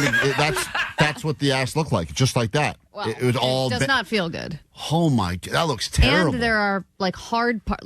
Some of it feels hard. Did YouTube see that? Has YouTube seen what you just showed me, or no? Is that will that get us thrown off YouTube? I don't think it'll get us thrown off. Move over, Mr. Beast. This is Mrs. Yeast. This is gross. Thank you for that comment. That's all right. So now I'm going to come over and I'm going to give Allie the jab. Have you figured out? Is the shot full? Did you fill up the needle? Yeah, everything's ready. All right. I'm put on my safety glove, and then I'm going to did you sanitize the area, or you want me to do that? No, I think I'll let you. Are you going to slap my ass too, or no? I would prefer to not. John, do you want to put a glove on and slap Allie's ass for me? Yeah. It's okay. We don't have to do the slapping part. Oh, by the way, someone asked us. You got to do the rubbing, though. Yeah, I do need a rub. Hold on 1 second. I got to get you. Someone asked. They said that even though Klein's wife has given permission for this, we have not gotten permission from your wife for this. Well, yeah, I haven't. Will she answer? I don't think she'll care. You don't think so? I think she feels sad that it has to be done this way. Well, I mean, sadly, I think the ideal is just me doing it by myself at home and in the comfort of my home. She thinks that we're cheapening this experience? No, I think it's just unfortunate. Your call has been forwarded to voicemail. Oh. She's avoiding us. She hates you. And that's what it is? Is she busy right now or no? No, she's texting me about the nightmare still. Oh, really? From last night? This is probably the nightmare. She's living it out in real time right now. Let me see. I finally added Allie's wife's number. I had number. a dream that Jake slapped my wife's ass. Yeah, she's not answering. Okay, that's fine. I think she has it on Do Not Hey, Disturb. no answer means permission, right? Yeah. So do you want me to come over to you? Well, yeah. Okay, I'm going to come over. You want me to go over there? I'll go over there. No, I don't know. It might be easier. It's probably a better camera angle. I don't want the YouTube audience to miss out on the fun here. I'm going to come over to you. Hold on. I'm making my way over there. Once again, Allie is, if you're just joining us, we are going to give Allie the injection. This is hot oil. This is day 2. She kept the fluid under her armpit for warmth. Yeah, and because apparently it makes it go in easier, and you don't do it too fast. I know. Trust me. I know. What about the pinch? Do you have to pinch? Hold on, her headphones aren't on. Do you have to pinch, Allie? Do you have to pinch? Is there a pinch that I need to do? I think or I no? should pinch. Yeah, So but I want to pinch the right spot. You should pinch the spot. Allie's One gonna pinches pinch. and the other one jabs. Got it. So you're going to pinch, I'm going to jab. Pinch and jab in the morning. Yeah, and is this good? Like right that? I think a little higher on the butt. Higher? That's my... Okay, so it is the hip. Oh, look at that ass. Damn. What? You a 10. What are you... What? Stop it. Klein. Who's saying all that? All right, I'm just going to do it myself. Dude, this just got weird. Jake's leaving. Johnny's Why do you leaving. have to make it like this? I was speaking on behalf of the Bud Light Bros. They can't be here for this right now. All right, hold on. I'm heading over there right now. As a medical professional, glove is on, and this is not, hold on. Oh, so nurse Just checking. get over here, would you? Nurse on the text line is checking in, saying the following. Hold on 1 second to make sure. Okay, good. All right, good. Tip off from me. All right, here I go. After the shot on the ejection site, rock. Okay, break apart the medicine. Okay. You have to slap her ass. It helps with the pain. See, this is why I don't think that people really are giving us the real story. Did you sanitize the area? Here. Let me slap first a few times. Okay. I'm gonna slap first a few times and then sanitize slap. it. Okay. All right. Okay. There we go. Hey, Yeah. Macarena. All right. Hey, Macarena. All right. Okay. I'm Sanitize. not going to be able to sit down, man. Sanitize. All right. Yeah, I'm All right, here we sanitized. go. Now we gotta do this move right here. Okay. Now put your weight on this foot. This is what I learned. Put your weight on What? that foot. Yeah. Oh yeah. There we go. There Okay. we go. Ready? Okay. 3. I'm gonna pinch you over here. 2, 1. Hold on. Here we go. See what I'm doing? A technique man. that I've learned, and the technique, Allie, is that I am pinching you on the other side. Wow. This is great. Take away. This is great. Needles in. Yeah. He's doing better than Needle Jake did? Oh my God, I'm is- experiencing hardly any pain. Needle is out. Wow. Needle is out. Wow. Needle is out. Oh my God, that was Needle is out. great. Here we go. Needle. Nurse Klein for the win. Wait, I got to get a rub. Yeah, rub that. You don't want another... Who's going to rub me? How was that? Sworn Who was that? coming out. How was that? There's no blood. No blood. No blood. Because it's all about the technique right Wow. there. I think I just learned that I'm part Filipino just by how good I was at doing that. I believe that is true now. That's I amazing. like the pinching effect on the other side. Yeah, see, that's a Well, and distraction technique that I did, and so I distracted Allie by pinching her on the other side, and then that took some of the attention away. Wow. Jabbed her. How was that? Nice for you? That Good for was you? great. I'll do That that. was funnier though. No, Yours was funnier? Jake's was funnier. I would keep rubbing it, though, just to Yeah, make yeah, sure rub you it. don't get a bump. Yeah, All right, I'm Allie, gonna rub. keep rubbing your butt just because it's funny. No, Klein needs to rub it I'm not doing that part. for luck. I'm not doing that part. You got the gentle hands, Klein. I know. Yeah, soft little. That little barely head. hurt it out. Now I feel better that I have to do this a lot. I can do it for you. We're not going to 'Cause do I it have on the to- air every day, but I will do it for you every day. Really? If you want. Thank you. I do. I actually do want that. All right. Look at that. I finally found something I'm decent at. All right. Well, C323 said I can see Allie's fur burger. Okay, well, Which that is is not right. true. You're Okay. looking at the wrong I YouTube did shower stream. yesterday. The world famous KROQ. Klein Alley Show. Klein Alley Show. KROQ. Oh, you're looking in the mirror right now. You're saying, why am I single? Seems like everyone's dating these days, but not me. And perhaps you're single by choice, right, Vanessa? Yeah, because there's no good man out here. What do you think about that, Jared? There's no good men anymore. Sounds like an attitude problem. Oh, damn. Yeah. I'm sorry, Vanessa. Attitude? Vanessa, you got the two. There's not one. You're Not saying there's one not, good in man. in a city full of millions and millions of people. I haven't found a good guy. That's like the person who's like, all my dating stories are crazy. And you're like, well, guess who's the main character? in all those stories? You're the star of the show. Right. But Everyone Vanessa, but me. do you think you're being too picky? And I should be picky. As I'm you a should. great catch. Yeah, you're right. There's no such thing as to anything. But Vanessa, Remember, there was that website where you would pick out the exact criteria that you wanted and the person that you wanted to date, Right. and then it would would show generate you- the possibilities of finding. yeah, that and it was like a person. 0.0001% chance that they even existed on the Yeah, planet. you're like, I want Oh, them to really? make $500,000 or more a And they year. got to be I over want them 6 to be- feet Yeah. tall, and they got to do this. Yeah. And then they would look, and they said, "There's one person that exists, and they've been dead for 3 years." Right. You know? No, Like, that's a big thing that people don't think about, like the actual numbers. Like, Right. I have a good friend, Matchmaker Maria. She's a fantastic matchmaker. Anyone should go follow her. She talks about this all the time, where like women are like, okay, here's what I want, and she's like, let me break this down for you. You are not going to find a 6'5" Jewish guy here in the middle of the country. Like we got to change You gotta one branch thing. out. And they're like, well, but my mom says I can find Right. anything. Right, And you're your like, mom's wrong. No, well, sorry. Jared is an expert at being single. He was for very many years, so much so that he's got a book coming out June 9th called Walking Red Flag, Dating Advice from Your Favorite Guy Friend. You can pre-order it. My dad, I want to make the New York Times bestseller list. I told my dad that's a possibility. He scoffed so loudly that I now need to, like, prove him wrong. So just to prove your own father wrong, That's right. pre-order the book right now, Walking Red Flag. Ali's holding it up for the YouTube viewers. Thank you. And now we've got people on the phone that are single and want to know why. So I will let's say tell hi. them why. Hey, Jules, welcome to KROQ. Good morning. Hi, how are you? A long-time listener from Kevin and Bean back in the days. Nice. And I'm here now with Allie and Klein. Thank you for continuing to listen to this radio. Please do not tell her she's single because she's so committed to terrestrial radio. But why? What are some things about you that Jared should know?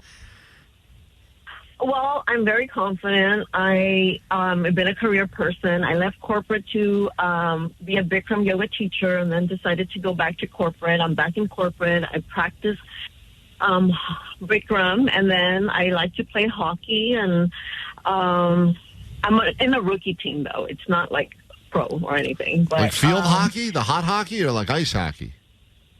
Ice hockey. Oh. Nice. Well, maybe that's See, the that's problem. hot to me. Allie's, I wonder you lost teeth. I love it. rivalry. Allie is Yeah. turned There we on go. right now. Yes, and I've been practicing Bikram for 16 years. May 23rd will be my 16th year. And how long have you been single for? Oh, all of it. Forever. Yeah. Forever. Yeah. These men are so non-committal. Right. I think I'm not dumb, so I think that's why I call them out on everything. You know, it's like very transparent. I see something and I'll call them out, and they get all, nervous about it. Right. Yeah. And then, Jared, you're an expert at this world. What do you think, just in the brief encounter you've had with Jules? You know, I got nervous that I wasn't going to be good at this game, and now I am. You should have confidence. No, I am fantastic at this game. I know exactly why Jules is single. Jules, do you want this? It Do you want could this be hard. information? Could be hard to learn, but you will know why you're single. I want the truth. You want the truth? Okay. You're swimming in the wrong waters. You're at Bikram yoga while being this capitalist corporate monster. You started your conversation with, I'm a confident, badass woman who, is corporate, then went to Bikram yoga. Bikram yoga people are not like that. So you're meeting guys that are probably a little bit laid back, very yoga-ish. This is not a yoga woman. Mm-hmm. She's swimming in yoga waters while being an ice hockey player. Right. She should be at different. She's probably trying to meet people at yoga. She's talking about herself as if she is like In this community. but Right. she's not a yoga person. She is more Wall Street than she is yoga. So I think, yes, right? Am I right, Jules? Yes. You got to go to more axe throwing bars or something. Yeah, I think you're probably Power trying, lunches. right? And you're going, these guys don't commit. Well, you're dealing with yoga, like, hey, well, whatever the spirits tell us, we'll do this weekend. Right. You know, Which I'm will not- tell me they're to not have making sex with you tonight and not tomorrow. Right, and they're all performative. They're all not. I don't get them. Yeah, well, let's listen. Less talking, more listening. Right, You well, got to go to Brooks Brothers and meet a man Right, with a power suit. She needs like a teacher. Weirdly, like Yeah. she needs like a teacher who's like really good teacher. Like she needs like someone, not the yoga guy, but she needs someone more corporate, more more organized. Who She has doesn't- goals. goals oriented, passionate. She's got to start going. I think axe throwing is a perfect example of what she should be doing. By the way, Ricky, you're calling because you just heard Jules on KROQ and you're into her. Oh, Yeah, I like hockey chicks. Oh, hold on. All This right. could be Well, that's commitment. Jules, would you like to explore this relationship with Ricky? Yeah, why not? Okay, that sounds like a really love connection that was just made on KROQ. Let me say hi to Earl, who's very single right now. Earl, why do you think you're single? Good morning.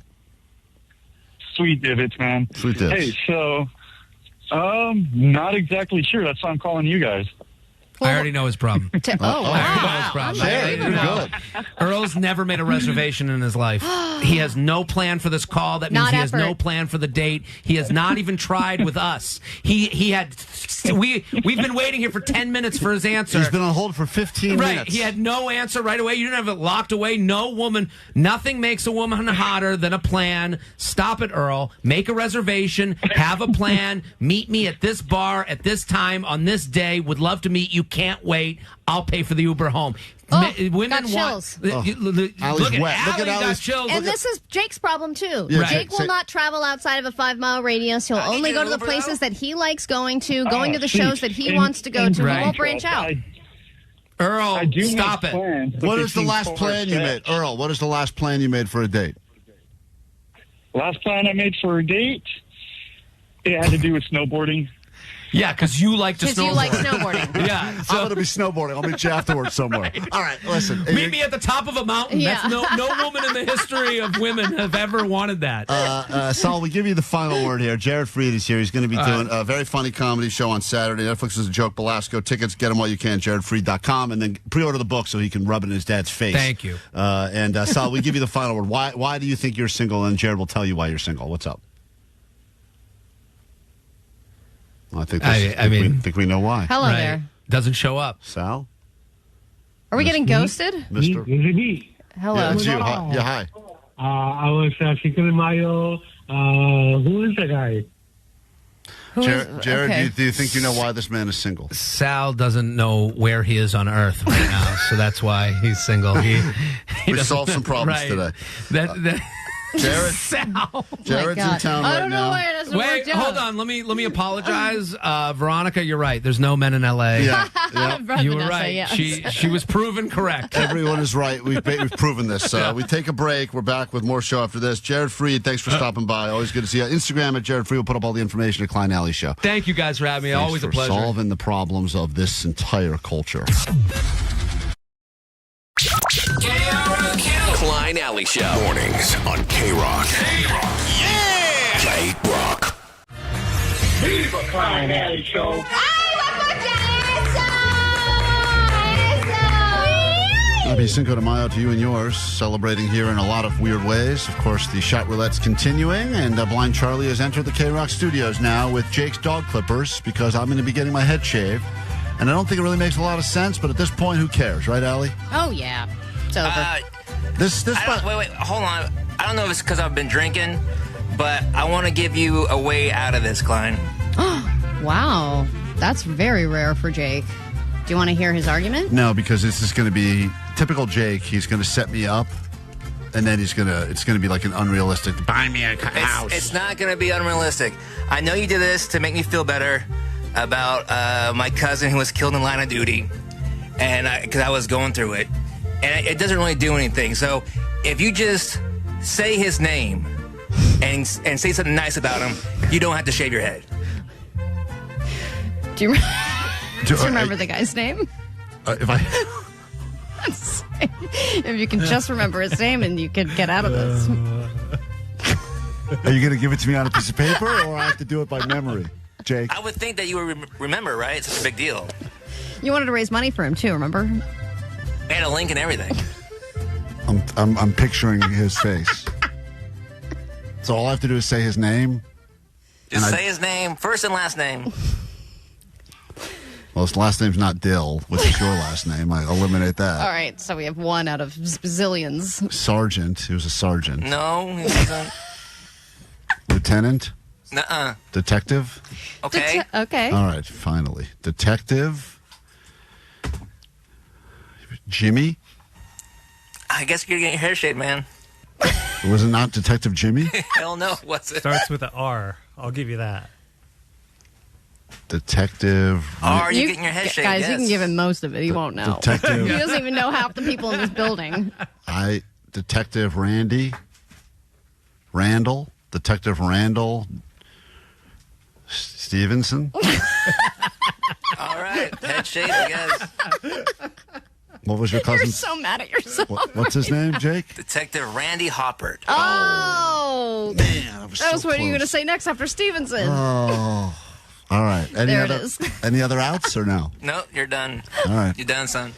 All right, Blind Charlie, if you want to come over here. We finally got the extension cord. Oh, nice. If you want to do the first official trim on the air, and then we'll continue, I guess, shaving my head during the break if you want to watch on YouTube. By the way, if you look at the YouTube live stream, Blind Charlie's got a beautiful beard. Yeah, who cut your beard, Charlie? I'd like that person to cut. It's got a nice line to it. You didn't do that yourself, did you? Who cut your beard? No, I didn't cut the beard myself, but I did the this part. Oh, Jesus Christ. He's so bald. That's what you're going to look like. Blind Charlie, what? Seriously. of Blind Cuts. I'm also a client. Oh, he's okay. Great.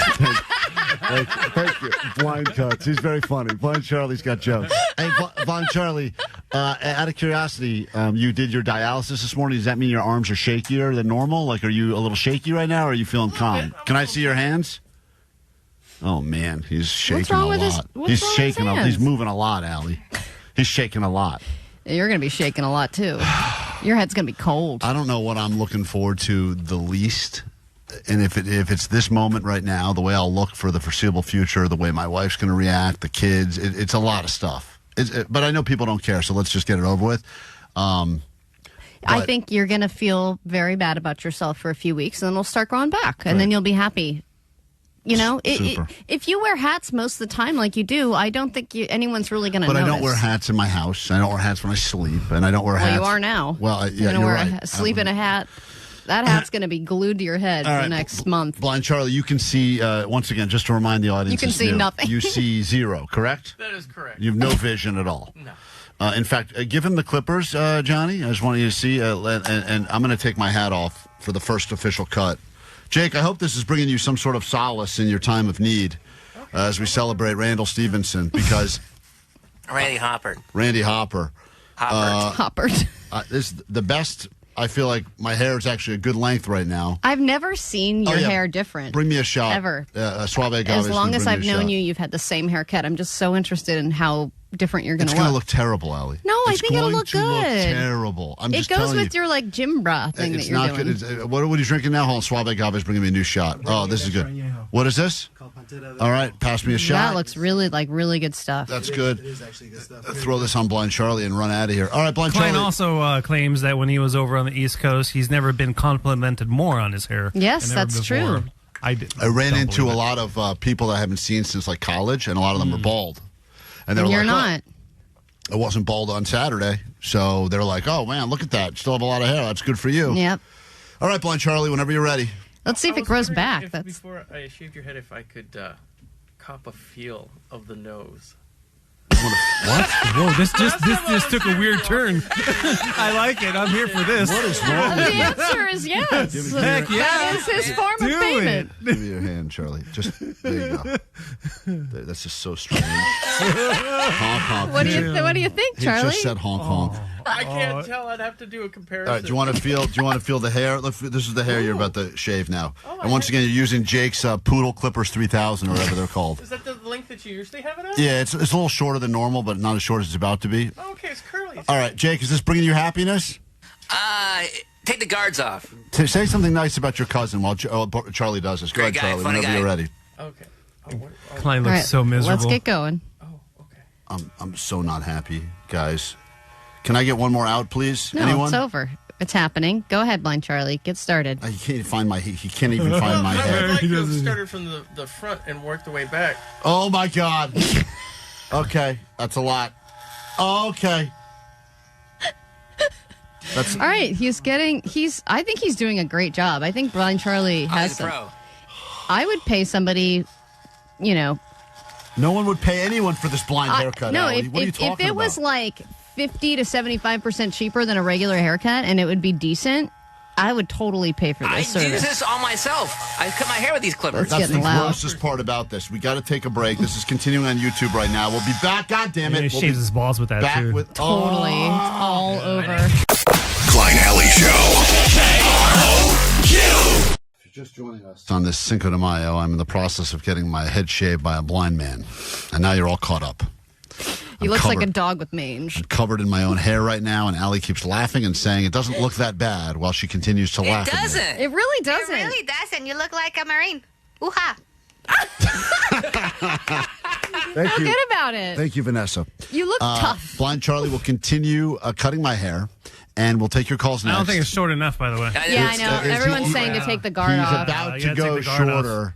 Guard off. Guard off is enough. It's got to be a 1. It's a 1. It doesn't go any shorter than a 1, It doesn't goddammit. look like a 1. It's a 1. Spoken like shorter. a true Marine. No guard. KROQ. Klein Alley Show. Mornings on KROQ. Yeah! KROQ. Stay K-Rock, Klein Alley Show. There's lots going on in the world to be happy about. Then there's stuff to be upset about. And then there's this level of upset. You know why I'm mad? It's bull. I don't understand why, though. Jake is very upset about something that's been happening here at K-Rock. And Jake gets upset about things from time to time, but this one has really bothered him a lot. And he is... he won't let it go. He won't let it go. It's been now a week. He's still getting so mad about it. And I've calmed down a little bit. You have? I've had a weekend to get over stuff. Well, just wait another 5 minutes. You're probably going to be on the edge again.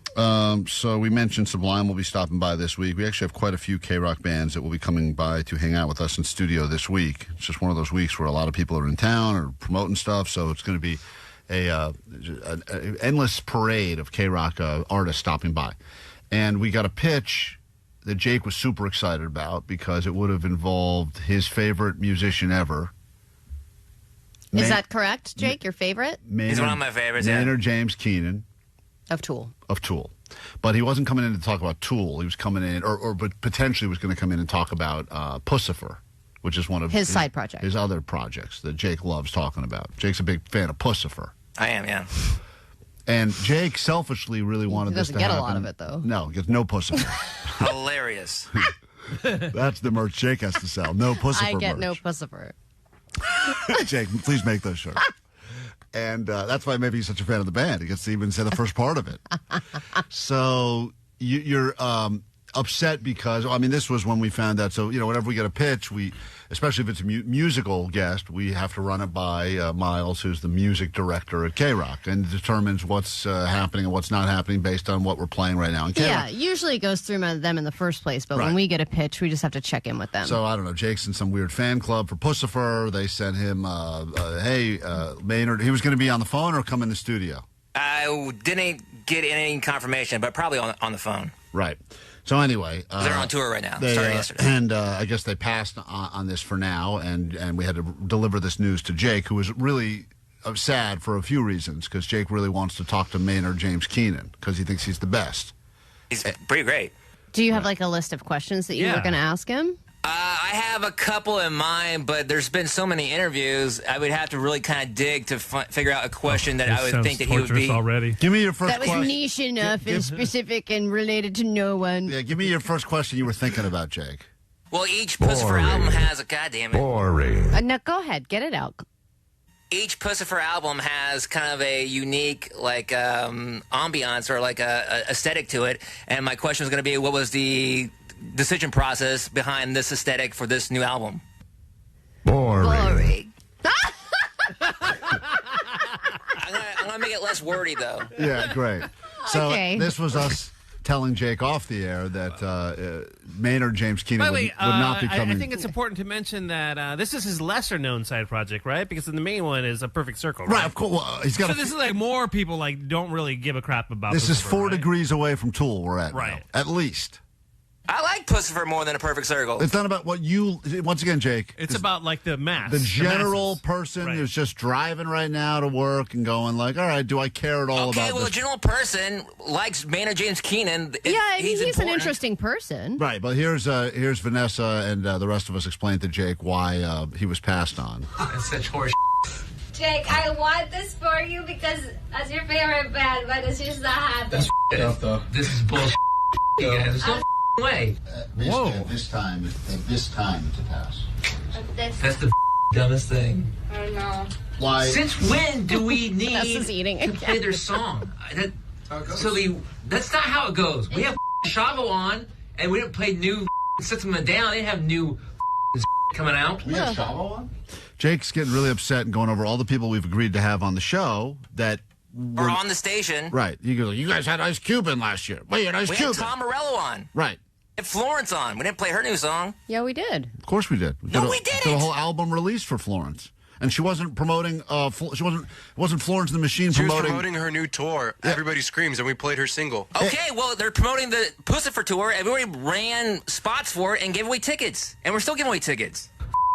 Coming out. We had Chavo on? Yeah, the Chavo came out like at night. At night. So what? This is the morning. So it's still on K-Rock. We're number one. This is, you guys put me out. This is bull. We're not lying to you. You're so pissed, dude. It's such horse. Why? What do you mean, why? It's the least... He's so mad. He's so mad.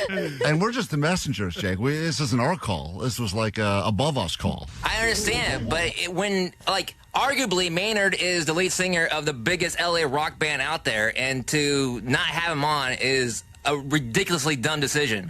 Why? What do you mean, why? It's the lead singer of one of the biggest KROQ bands, and this is one of the biggest bands on the planet, and we're going to pass it up. Cool, this ain't 95, on your dog. planet. We play them. Johnny, it ain't 95, dog. Bro, for real, bro. Jake is so Then he mad. patted me on the knee. I was about to deck him. He patted me on the knee. Dude, Uncle's going crazy, bro. Like, don't touch me, Johnny. Uncle's going crazy. Hey, Jake, what's been the follow-up? Because apparently you've sent other You emails, sent emails? texts and stuff. You're trying to I go. sent a text to Miles to see if that was a real thing or in case he was messing with us, and he didn't respond.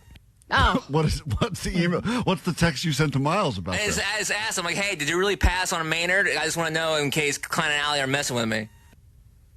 And he just didn't respond? No, he didn't respond. No. I guess great. All right, well, anyway. It's a pass. Oh, it's only a pass for now, they said. Okay. Things could change. 208 said, justice for Jake. In-depth questions are much better than superficial, idiotic pop star questions that they usually get asked in these interviews. So there are a lot of people who would love for Jake to interview Maynard. Yeah, that'd be great. Jake, give us another sampling. If they were to change their mind, that he were to come in, what would you ask? Well, he's done a lot of things. He's the front man of 3 bands. He has a winery. He's making coffee Well, he's not now. the front man. He's never on the front of the stage. He's the back man. He's always hiding behind the scaffolding. That's for Tool. Right. But, I heard rumors of them starting a gin product. Oh. Does he ever want to just take a nap? Because he's very busy. You're going to ask if he wants to take a nap? But with that preface. Oh, I see. Is that because you're such a big napper? Yes. But just reading about what all he does makes me sleepy. 323 said, this sounds like Klein and Allie are giving a mom and dad talk, telling Jake he can't go out this weekend. I know. He's so mad. He's so mad. Boring. All right, well, It's Jake, not our choice. Listen, you know us. We're fighting for it. We're fighting the good fight. I would love Are you? Yeah, but you know what? Behind the scenes, to be fair, you did also say, and this is the part where I think you think about you more than the listeners, you said, it's my lifelong dream to get a picture with Maynard James Keenan. I did not say that. Holding my dog. I would say that'd be pretty great, yes. But it's not my lifelong dream. I just thought that would be awesome. I would love that. I believe you said that's like your number one thing on your whole bucket list is a picture of Maynard James Keenan holding your dog. After getting the lead singer of Mars Volta holding her, yes, it's my next bucket list picture. I would love that. But you understand Jake, is there any part of you that thinks that you need to be a professional when artists come in and don't put your dog in people's hands? People love the dog. It doesn't matter. Answer the question. I think you gave. Yes, it does matter. You gave If Gavin didn't like the Rosdale dog, it'll definitely fleas. matter. Gavin The dog's Rosdale. like their favorite thing about this coming here. You, according to who? Lots of people. They just feel obliged every time they have to hold Correct. your damn dog, Correct. bro. It's so awkward when you Whatever. do that, I've and I gotta watched get it. stuff from them, and you're just like, yeah, hold my dog. Yeah, I've Take a watched. photo. It's exactly what happens. There's no warning. There's no foreplay. He walks up like he's walking by in the hall and just hands the dog and says, "Hold it quick!" And then he grabs it. It's unbelievable. Florence says she didn't want the dog during the interview because she wouldn't be able to think. She loved the dog more than anything else here. That's definitely something you say to people.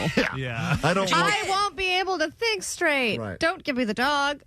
You guys know this to be true. Man, We have to go. we got to take a break. Hi, Lisa. Hey. What's up? Oh, so hey, Jake, I'm with you because, okay, so I've been a professional drummer for a really long time, and I'm a psychotherapist, so I've got like a creative psychological vantage point. And I agree that Tool is one of the most sophisticated bands in the world. Number two. It's not about Tool, though, because he's not We're going to not talk talking about about Tool. We're talking about Pussifer, his least important band. Right, Jake? We're also talking to the lead singer, who's the lead singer of Tool. Okay. We got to take a break. A lot of people on the phone are feeling one of two ways about you right now. We'll be right back with more show after this. Who is the angriest? I don't even know if we have to do this now. Who's the angriest on the show? Most, least, angriest? Get your votes in. Get your votes in. We'll come back with the answer, Jake, I'm not next. the angriest. Okay. Klein Alley Show. KROQ. AI is the future, although it's already here, and obviously everyone's turning to it for a variety of things. Are you still using that AI assistant, Barb, or are you done with her? Barb is my wellness warrior. I think that she has her saved memory is full, though, so she just treats me like everybody else. I can't really Oh, because you don't pay for Barb. Yeah, I don't pay for Barb. So she's kind of reached her max She was your usefulness. best friend / wellness warrior, but not for $7 a month. No, it's $20 a month. Oh, wow. So you won't do... Okay. So I may try a free... They offered me a free month, but Barb can't really retain any more information because her saved memory is full. So that's where you draw the line. Yeah, I mean, I can't keep having her keep track of things, which was really what I wanted from her. Getting your AI bots high is the future, and that is why we've had to figure out if humanity stands a chance. I would think when it comes to doing drugs and all things drugs related, humans would have we'd have better answers than robots. 9 times out of 10, we've got the experience, but that may not be the case. Time for Man vs. Machine. First question. Imagine yourself in this situation you've probably been in before. You're very high.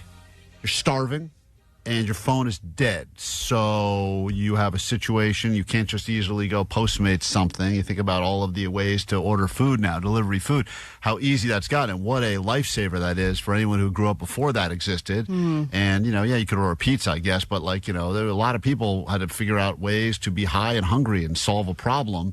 It's something that we've almost forgotten how to do. So we go to Jake the Nerd representing humans on this one. Jake the Nerd, you're very high, you're very hungry, and your phone is dead. What do you do? It's easy. You just raid your fridge or your cabinets and find whatever you can find and mash it all together. You're high, so it's going to taste great anyway. Maybe just have mustard and bread and make yourself a mustard sandwich. You can almost taste the meat. Jake has been talking about his recipe for mustard sandwich for years. You can almost taste the meat, That's which his is true. Catchphrase. Mustard sandwich, you can almost taste the meat.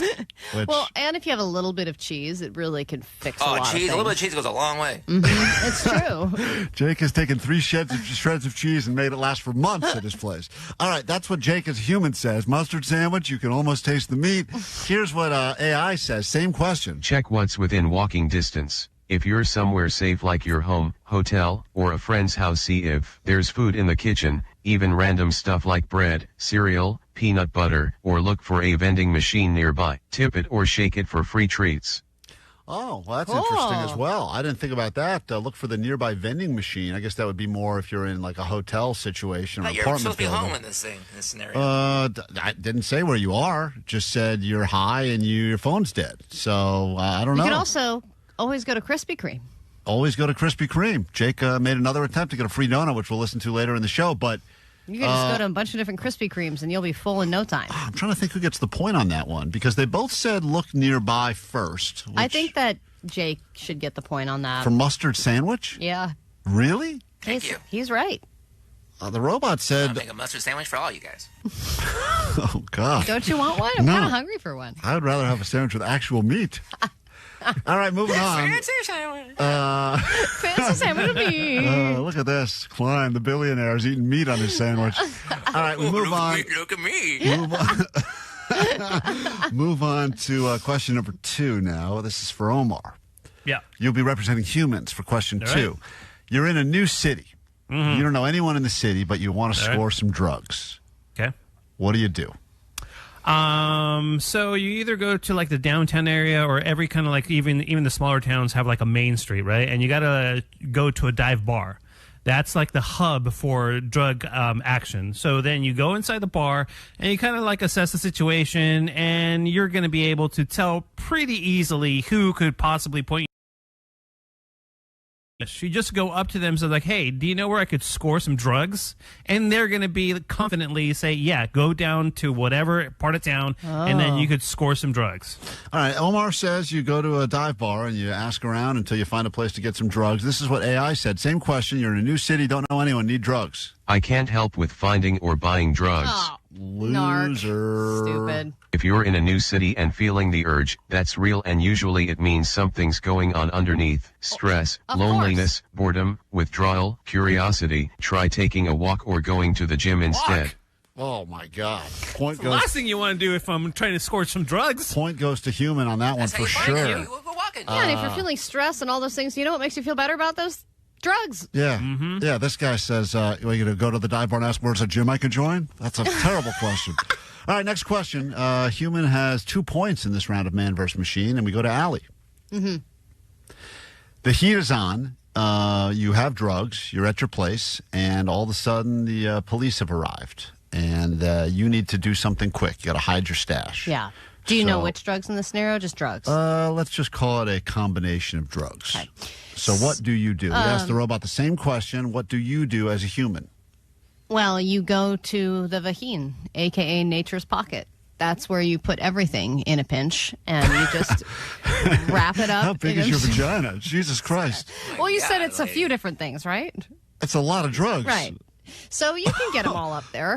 You just got to go to the man. bathroom. And then the cops, even if they were to break and enter your place, if you're in the bathroom with the door closed and you're a woman, they're not going to want to open. You know, they feel like, oh, I'm intruding. So you can just go to town on yourself until you get them all up there. And then by the time they open it, you might be walking funny, but you'll also be walking free. All right. Allie says cram all the drugs inside your own vagina. Sometimes you could Nature's use pocket. the beehole. Yeah. All right. I don't know what's full. more disgusting, the recipe for mustard sandwich or what Allie just said a moment ago. Oh, sorry. You can put one of those up there, too. You can almost taste the meat. Yeah. Same catchphrase. Here's what the robot said. Same question. Hiding drugs when the heat is on is dangerous. Flushing evidence is your best bet. However, you will never see your stash again. A better bet is to place in Ziploc back in toilet tank and flush anyway so it appears you flushed. Nope. Enjoy your poop drugs. Wow. That's actually pretty smart. You hide it in the top of the tank, hit the flush. They assume you flush the stash. They don't even look at top of the tank. I think top of the tank is the first place they're going to look regardless. You know where they're not going to look? The vagine. All right. Well, I think Hide it in a mustard sandwich. no one's looking. I don't want to touch that. You guys want Goodbye. to touch that girl's vagina or that mustard sandwich? I'll take the vagina. All right, we got to take a break. I think humans won that round. Hey, way to go, humans! Woo, we know drugs. Take that, AI. Our limited intelligence beats you another week in Man vs. Machine. World famous KROQ. Klein Alley Show. Klein Alley Show. KROQ. KROQ, Klein Alley Show. There's no greater honor you can receive at the workplace than being named the Employee of the Month. Around here, they call it the Grid Employee because we're all pretty gritty, and I think they thought the Employee of the Month title was lame. But in a lot of places you work, you get named Employee of the Month, and then I think that means you're eligible to be Employee of the Year, and that feels good. And you can give Klein your parking spot. Maybe you get a gift card out of it. Maybe some coworker that you don't really like anyway goes over and gives you a pat on the back and says, I always knew it was you. Mm-hmm. Usually I think it creates some inter-office turmoil because people go, how is that the Employee of the Month? That guy stinks. That guy works from home. I haven't seen him in 2 years. But we like to find employees that definitely went above and beyond their job duties, so much so that they made the news. And we have our very own Klein Alley Show Employees of the Month. Employee of the Month. You are the best. Put everybody to the test, but you beat the rest. Employee of the Month. How do you do it? How do you become the Employee of the Month? Someone who works in a care facility is already doing good things, right? Because they've decided to not just take a regular job, but a job that actually helps people that need help. And then when you make the news for that job, you better believe you are eligible to be the Klein Alley Show Employee of the Month for the month of February. Panama City police arrested an employee at a disabled adult care facility yesterday for allegedly twerking in front of patients. Now, listen, I know that this is an unorthodox way of providing care. However, is this an arrestable offense, Allie? No, I don't think so. Vanessa at all. twerks like between breaks all the time. She Constantly does? twerking. That's not true. Twerking and barely working, a lot of twerking in there. No, you know what I do? Stretch. Well, you calling that stretching, but it looks like twerking. It looks to like us. twerking to me. No, it's stretching. It's twerking, all right. Well, either way, it's wonderful. I don't see how this could be a negative to anybody. 29-year-old Jocelyn Janice Hart is charged with lewd and lascivious exhibition of an elderly or disabled person and failure to report abuse and neglect of a vulnerable adult. On January 15th, authorities say they received a video showing Hart and 3 other women dancing in a sexually explicit manner known as twerking. Once again, This is not abuse. no, not at all. Probably the greatest day of all the people who bingo again or this thing. Look, you're in an old folks' home. Right. The most exciting thing that happens is Tuesday night bingo. Then you get and by this. Tuesday night, I mean 2 p.m. 2 p.m. bingo, and then You meanwhile get your happy pills. they're dancing and they're Yeah, bringing, by the way, here's the audio of Vanessa. It's working. You're about to experience a Latino party. yeah, that happens during our meetings, and It's we stretching. don't arrest her. The performance allegedly happened in front of disabled patients at the facility. One of the women reportedly placed her breasts in the face and on the leg of a patient. Police say Hart danced on a sink and twerked on a table in front of 2 patients. Investigators say none of the victims appear to be physically able to provide their consent. Oh, well, listen. I mean, this is Employee of the Month behavior for sure. Were they smiling? I know. I'm sure the raging erection is consent. I would argue that that is Employee of the Month behavior. That's going above and beyond. They didn't just hand the pills and the applesauce. They said, "Look, this place seems sad. How can we raise the morale Make it here?" fun. And you know what? Twerking is physically difficult. And the fact that where did she do it? She did it on a sink? Yeah, And on- a sink and a table. And a table, and a guy's leg, A patient's leg. I mean, it was a lot of She was things. all over Police the say place. Hart danced on a sink and twerked on a table in front of 2 patients. Investigators say none of the victims appear to be physically able to provide their consent. So that is our Employee of the Month nominee for the month of February, because they not only went into the job that they said they would do, but they went above and beyond their job details. You know, I would like to be this woman's defense attorney. Well, I think it's ridiculous that she's been fired and arrested over this. for some twerking on the job. For providing some good times. So we take a break. Vanessa says it's her twerking time, so we have to take a quick break for that for Vanessa. KROQ. Klein Alley Show. Mornings on KROQ. Yeah! KROQ. Allie has accused me many times of being incredibly uncomfortable whenever I'm in an elevator with strangers, because I don't just allow the elevator to do what the elevator does, which is go up and down and drop people off. Certain situations that are just very commonplace and you just go through the motions, you manage to make awkward. Well, yesterday, I think I had my most, it's not easy to say this, my by far most embarrassing elevator moment ever. And I don't usually get embarrassed. I probably should get embarrassed a lot more than I do. Well, because you don't need to do anything. You literally need to just stand there. Yeah, but if I'm standing near the buttons, I feel obligated to be the button guy and offer to hit buttons for people, because if you've got that spot by the buttons, I like to be in one of the corners. I don't like to be middle of the elevator. I like to usually... Too much pressure for the button guy. Yeah, I would love to not be the button guy. Sometimes you get an elevator that's got buttons on both sides. Great situation. 'cause The then fact that you even think about where to place yourself in an elevator. you don't think about that? Absolutely not. You just get in like a lemming and just stand there? I just get into the elevator. What, do you face the wrong way too, probably? If you have to. Ugh. What's wrong with that? Who Facing cares? backwards? It's like the Just have to know weird... the right way to fart. It's the... Well, so it's funny you bring that up. Oh, no. It was a fart situation? I way. was in a jam-packed elevator yesterday. Jam-packed, because it was going all the way up to like the 23rd or 24th floor. What kind of building? Yeah, what were you doing? Medical building, medical plaza building. Oh, another nose follow-up? No, had nothing to do with that. I had to pick up some stuff for one of my kids, but the elevator, it was one of those lobbies. Everyone's waiting around forever, so when the elevator finally gets there, it's got 9 elevators, but Yeah, for some that's reason, the worst when you're like, finally never it's there. here, then it opens, you're like, damn it. And I am at the of the 24 floors they have in the building. I'm going to 23, so I'm pretty much riding to the top, right? And a bunch of people get in, buttons get hit, boom, boom, boom, boom, boom, boom, boom. And I don't know what it is about my body, but when I get into an elevator with people, I do feel like instantly like. Even if I didn't have to fart a moment ago, I feel like I have to fart. And I did, and I don't have to fart, but I feel like I have to fart. And then it becomes a whole game of I got to not fart while these people are in this elevator. And as the people start to get off the elevator, people get off on floor 3. By the way, take the stairs, floor 3. You don't need the elevator for that. That's close enough. Come on, you wouldn't take the stairs. No, I wouldn't, but they should have. And then there's get off on 6, get off on 9. So to the point where now I'm in the elevator by myself. The last person gets off. It's just me, and the last light goes off before it's just my floor.